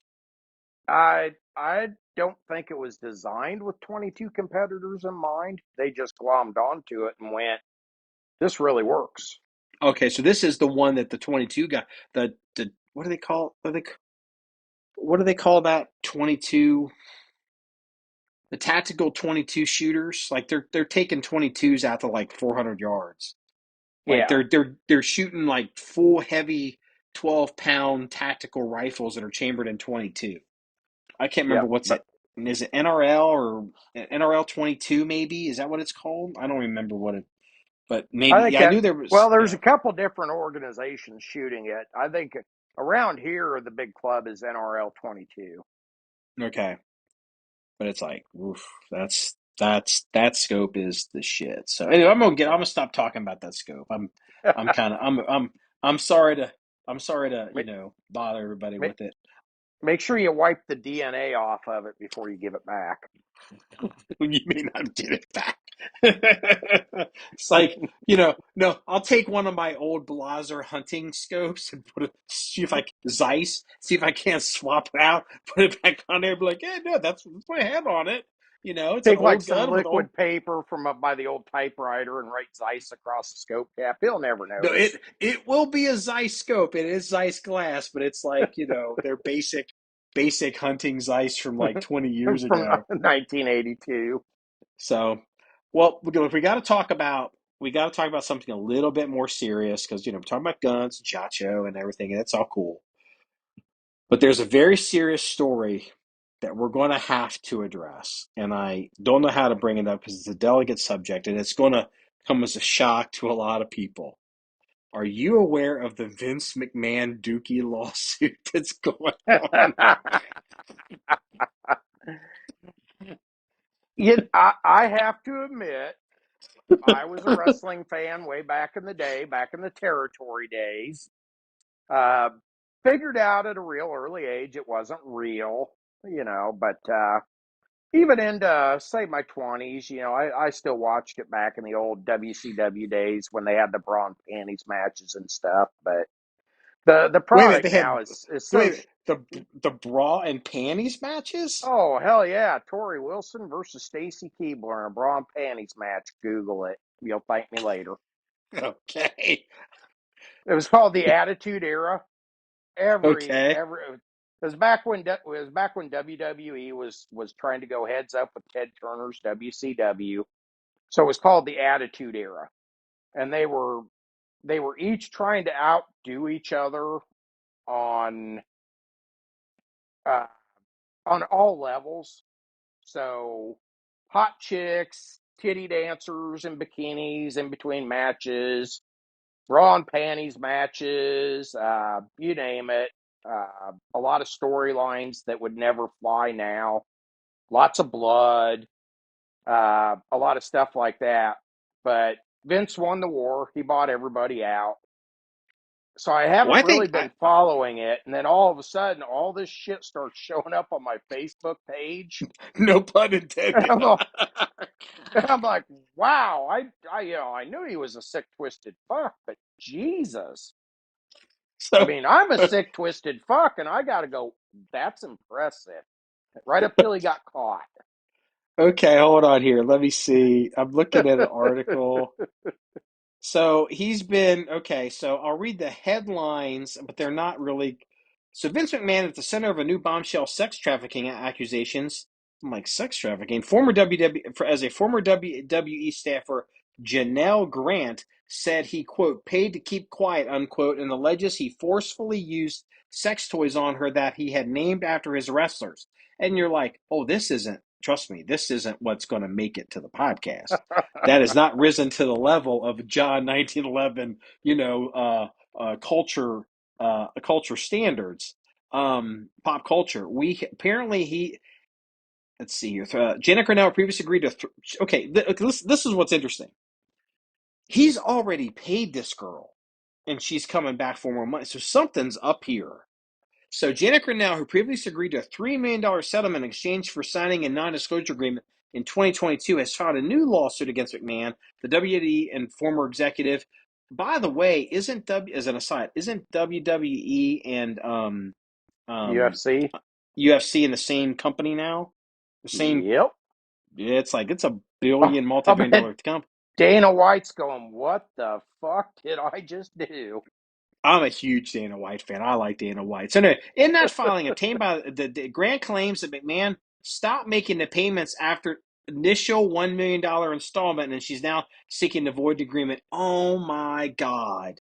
He agreed to pay her, and then they signed it, and he stopped paying. You fool. Yep. Oh no. Furthermore, Grant claims she suffered bruising and bleeding after McMahon forcibly penetrated her with sex toys, which he named after his wrestlers. She also alleges that McMahon and another WD executive locked her in a room at the WWE Stamford, Connecticut headquarters in June 2021 and took turns sexually assaulting her during the workday. Barry McMahon is additionally accused of trafficking Grant to other men and sharing new photographs of the plaintiff. Now, one of the things that she claims that he did to her is in a threesome, he took a dump on her face.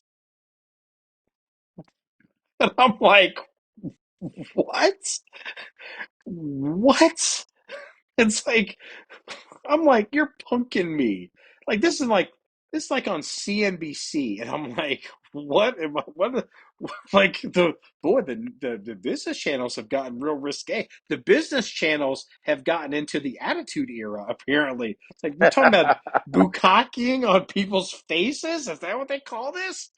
So today, incredibly private. So as incredibly, she is an incredibly private and courageous person. Yeah, yeah, yeah, yeah. She's dumping on your face. And it's like I have never heard of that. I have never, ever, ever heard of that. That that Wait. So you have never Googled two girls, one cup? no. What does that even mean? I Just don't want to Google it. know. Just Google it. Okay, is that the Can't title even of the podcast? two. Just Google two girls, one cup, and go to the video. Okay. So do I need to And if put a and explicit if you can watch the whole thing, I'll buy the next steak dinner.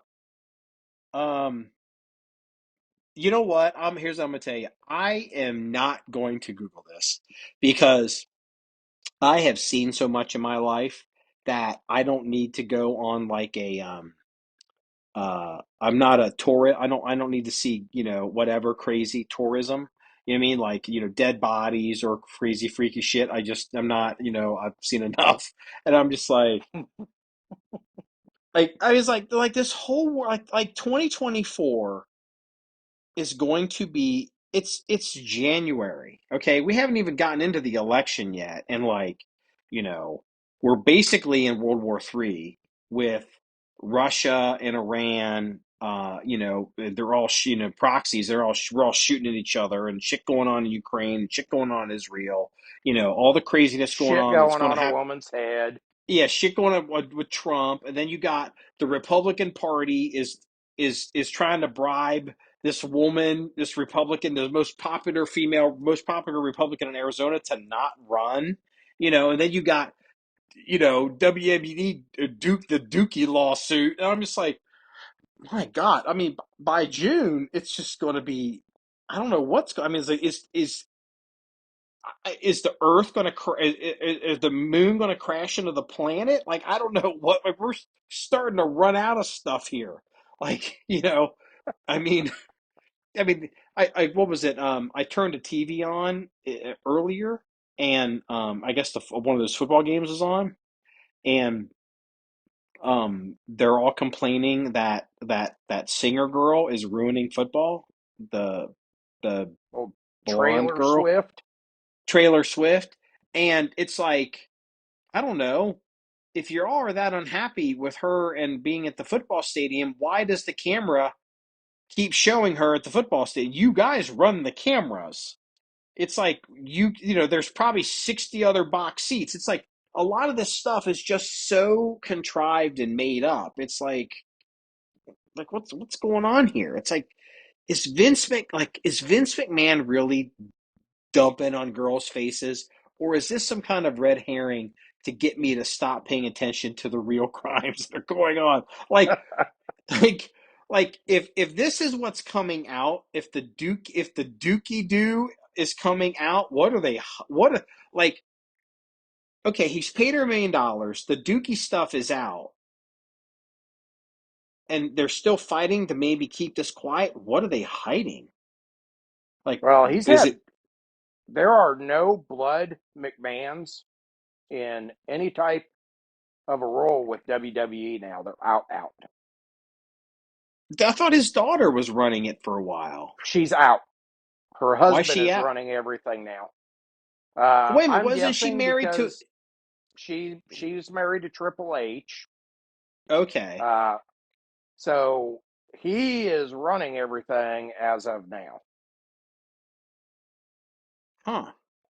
So I don't So know if that was Dana White had enough horsepower to lean on them and get them all out of there. I mean, I'm sure they're still raking in the money and whatever and the financial interest, but day-to-day operations, they came out with an official press statement. Day-to-day operations, there is, and this is the way it was worded, there is no blood relative of a McMahon employed with the company now. was this recently? Yeah, within a couple days. Holy Like shit! it, So this is like it this even is some kind trickled of down defensive to, thing. oh yeah, it trickled down, clear down to like junior vice president of, women's crotchwear and costuming. That eighth cousin that, is too dumb to do anything else. So Yeah, we put him in charge of some bullshit job where he doesn't do it. He's even out. that's. I'm trying to figure out. There's something going on here. They're clearing the decks for something, and it might be that's There's a because legal angle to it. one may like clawbacks or liabilities. So here's the so here's so okay. So here's another question. So explain this to me because I was too distracted by the Dookie. So okay, does WWE own UFC, or does UFC own WWE, or does somebody else own them both? What's the corporate Well, structure? Do you know? I believe UFC is the controlling partner. I would hope so because I think they're the bigger brand. I think they're the bigger business. I wouldn't go that far now. Really? You think Yeah. WWE makes more money than UFC? Uh, if not, pretty close. It would not it would not shock me if WWE was actually worth more Well, between the various, because they've got, oh God, I don't know, 4, 5, 6 different promotions. So they've got the Monday night promotion, the Thursday night promotion. I think NXT is theirs. There's some developmental promotions. Uh, Basically, they've pretty much run to ground anybody that's tried to compete with them. So I think the only real decent competitor they have is AEW or something like that. And I only know this shit because I have one Facebook page that is devoted basically to women wrestlers, going back to the old bra and panties matches. So wait a minute. Are you So this has following popped like up on new? that. Are you following new women's wrestlers, or are you still following the old ones?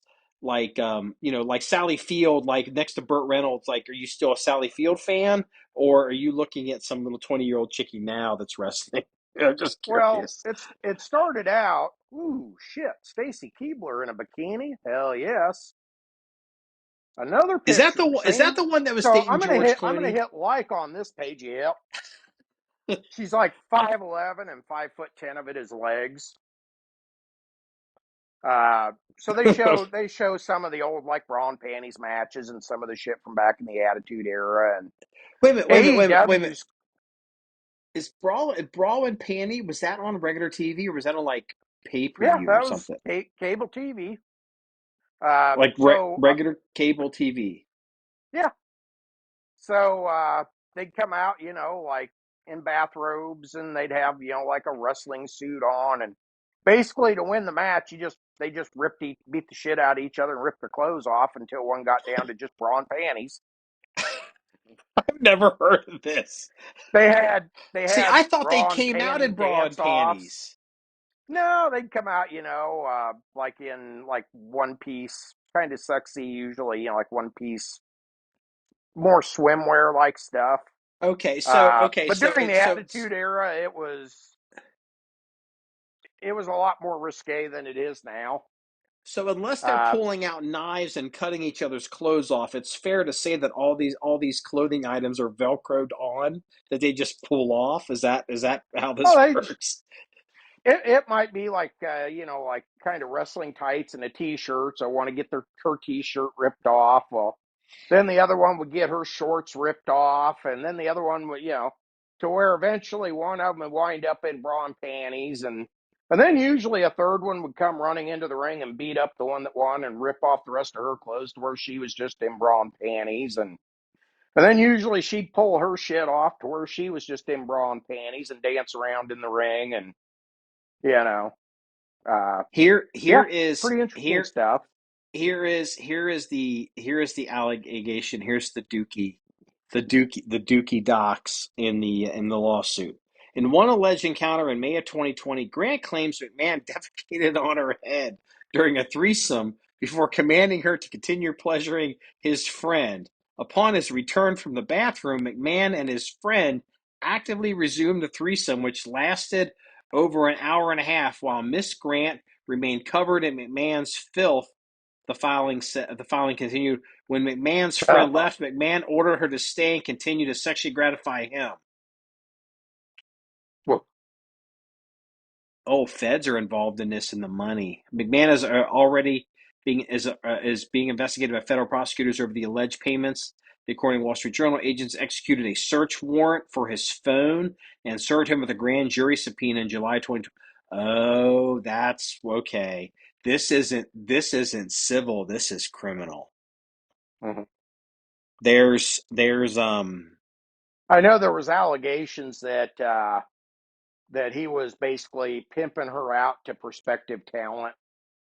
Uh, we'll sign you to this contract for this amount of money. No, that's not enough. Okay, well, I got a gal in the back room there. You can shit on her head and do anything you want to her for the next week.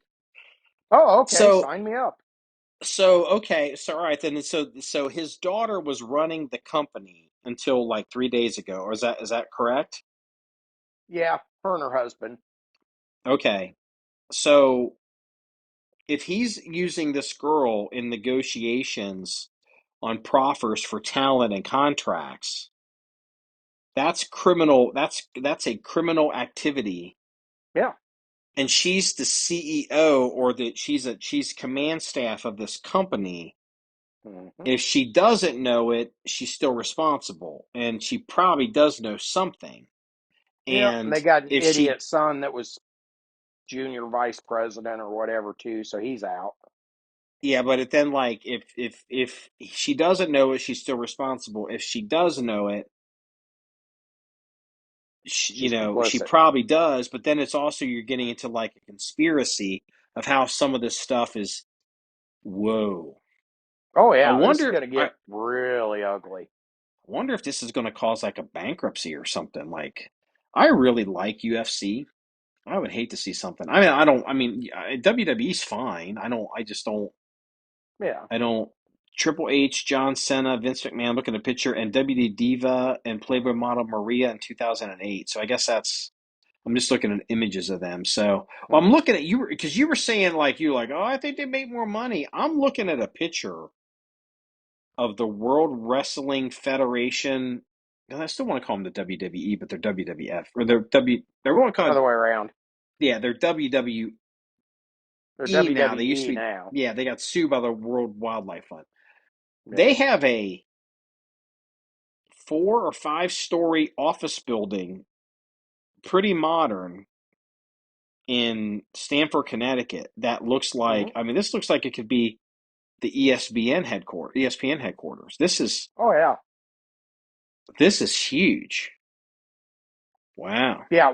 Once he won all the territory wars, and then basically he smacked Ted Turner around like he was a little bitch, and that's it from there. Well, what And was it? There's that fame. that was back in like the late '90s when he smacked Ted Turner around, and basically Ted Turner had to sell. It was it Ted Turner or some I can't remember who it was. There's this famous story. It kind of goes around in all the business circles, and it goes something like this. Somebody went to Vince McMahon and said, "I'm going to do whatever. I'm a wrestling, and I'm in a wrestling business, and I'm going to we're going to run you out. We're the whatever." And Vince McMahon turns to him and says, "Good for you, son. We're in the entertainment business." Yep, that was Ted Turner. That was Ted Turner. Yeah, I Yep, mean, he got his shit handed to him. well, apparently he might have got shit on his head. So the discovery is yet to come out on that. So all right. So this is now. I didn't realize how big this was. I'm now worried about the UFC. And Yeah. my new favorite sport. Have you seen? I assume it. I assume UFC owns it because Dana White talks about it. So I assume it's under the same umbrella. Have you seen the slap competitions? Yep. I look.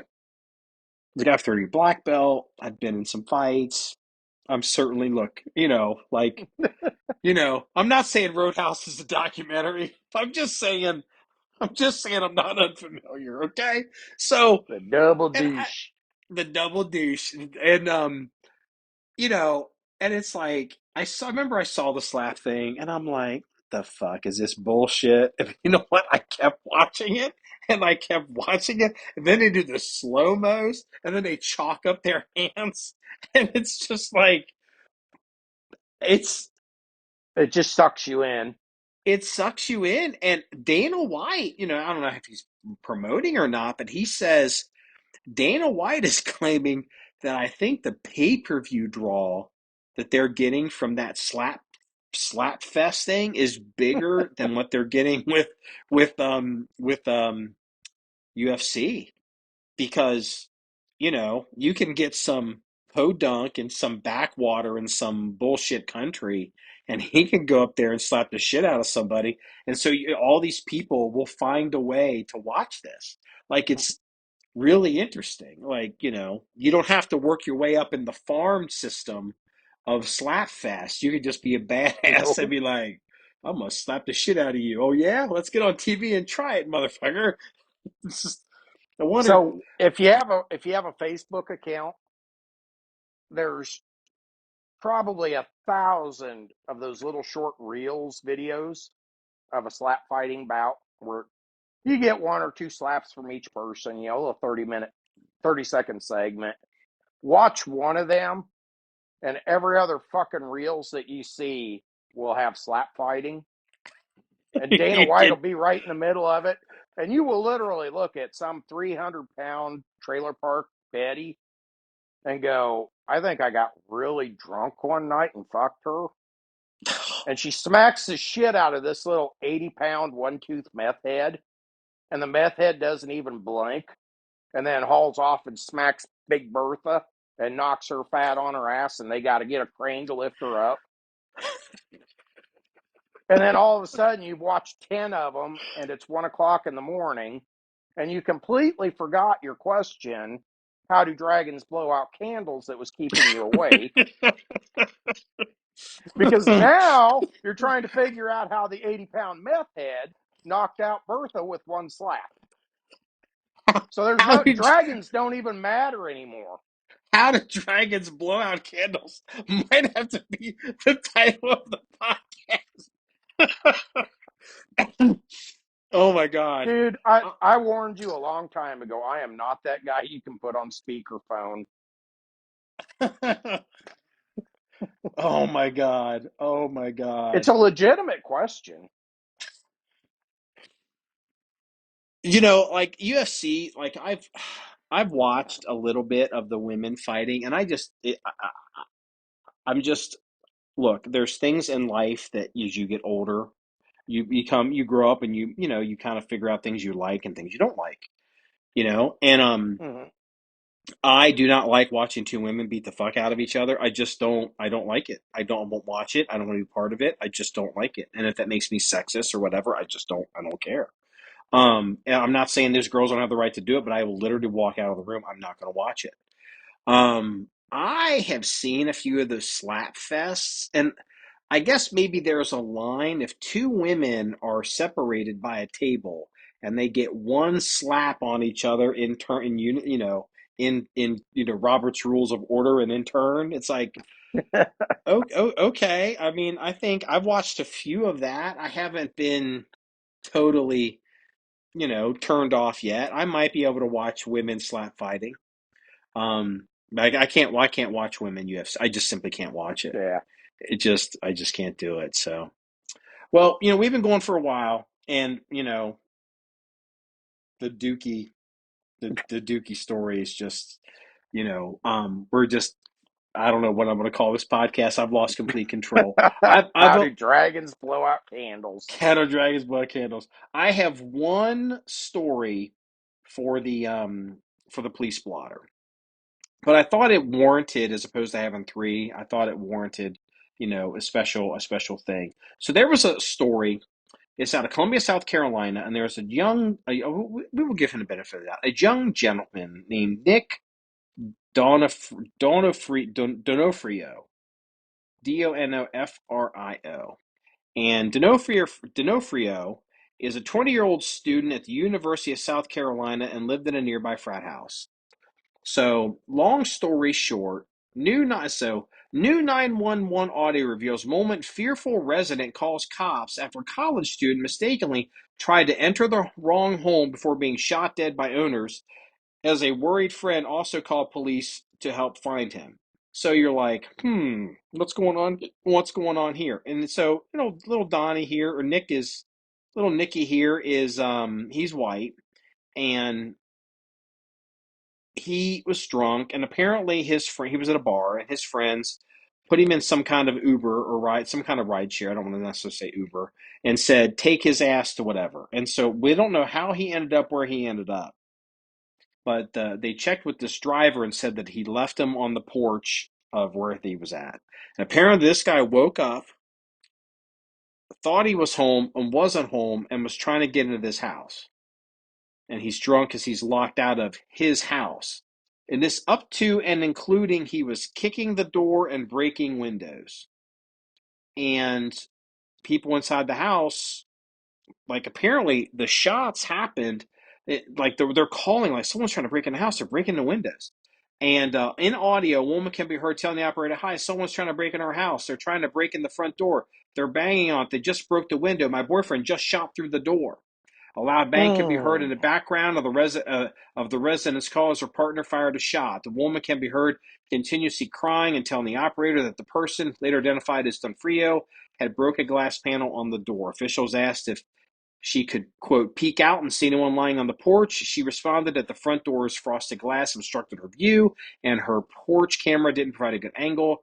Her boyfriend eventually confirmed that a man was on the ground. Police arrived less than 5 minutes after she placed the call. What's interesting is this is going to be a legal shoot. Castle doctrine, stand your ground. I mean, just reasonable. Like, you're in your house. It's their house, and no one's screaming about castle doctrine. No one's screaming about little Ray getting killed. No one is, all up in arms about gun laws. Even the parents of this, the statement of his parents. Let's see here. The statement after his death, his parents said they were, quote, very proud of Nick, who was, quote, the son that every parent wished for. Nick was funny, smart, compassionate, and loved life. His parents, Dina and Lewis, said in a statement, we will miss him immeasurably. Dina said her whole family, including his older brother Louis, who attended the University of South Carolina, were all devastated by Don Frio's death. The heartbroken mother said that as a child, Don Frio was just a happy kid. He was such a happy kid, always smiling. He loved life. He loved to have fun, Dina said.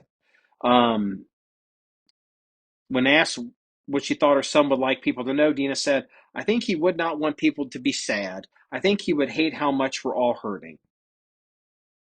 And that's all great, but you notice what's not being said. She's not like, fuck you, this is bullshit. You know what I mean? Like, it seems like the family is being responsible here, the family of the victim. And it's like, look, I'm sorry this kid died. And, it sucks. It's terrible. But, like, there comes a point, where this is just completely justified. And it doesn't have to be this giant conversation about, I guess what I'm just trying to say. Drunk ass white people make mistakes and get gunned down justifiably every day, and it isn't a national crisis. Yeah. That's what I'm trying to say. Well, this wraps up episode 330 of the John1911 Podcast. If you want to see number stories or pictures, links, if anything we discuss, please go to the website at john1911.com. That's JOHN1911.com. Remember, it's all about shooting guns and having fun. Everybody, have a good night. Have a good night. Go blow out your candles. Have fun editing this one. See ya. Take her easy, man.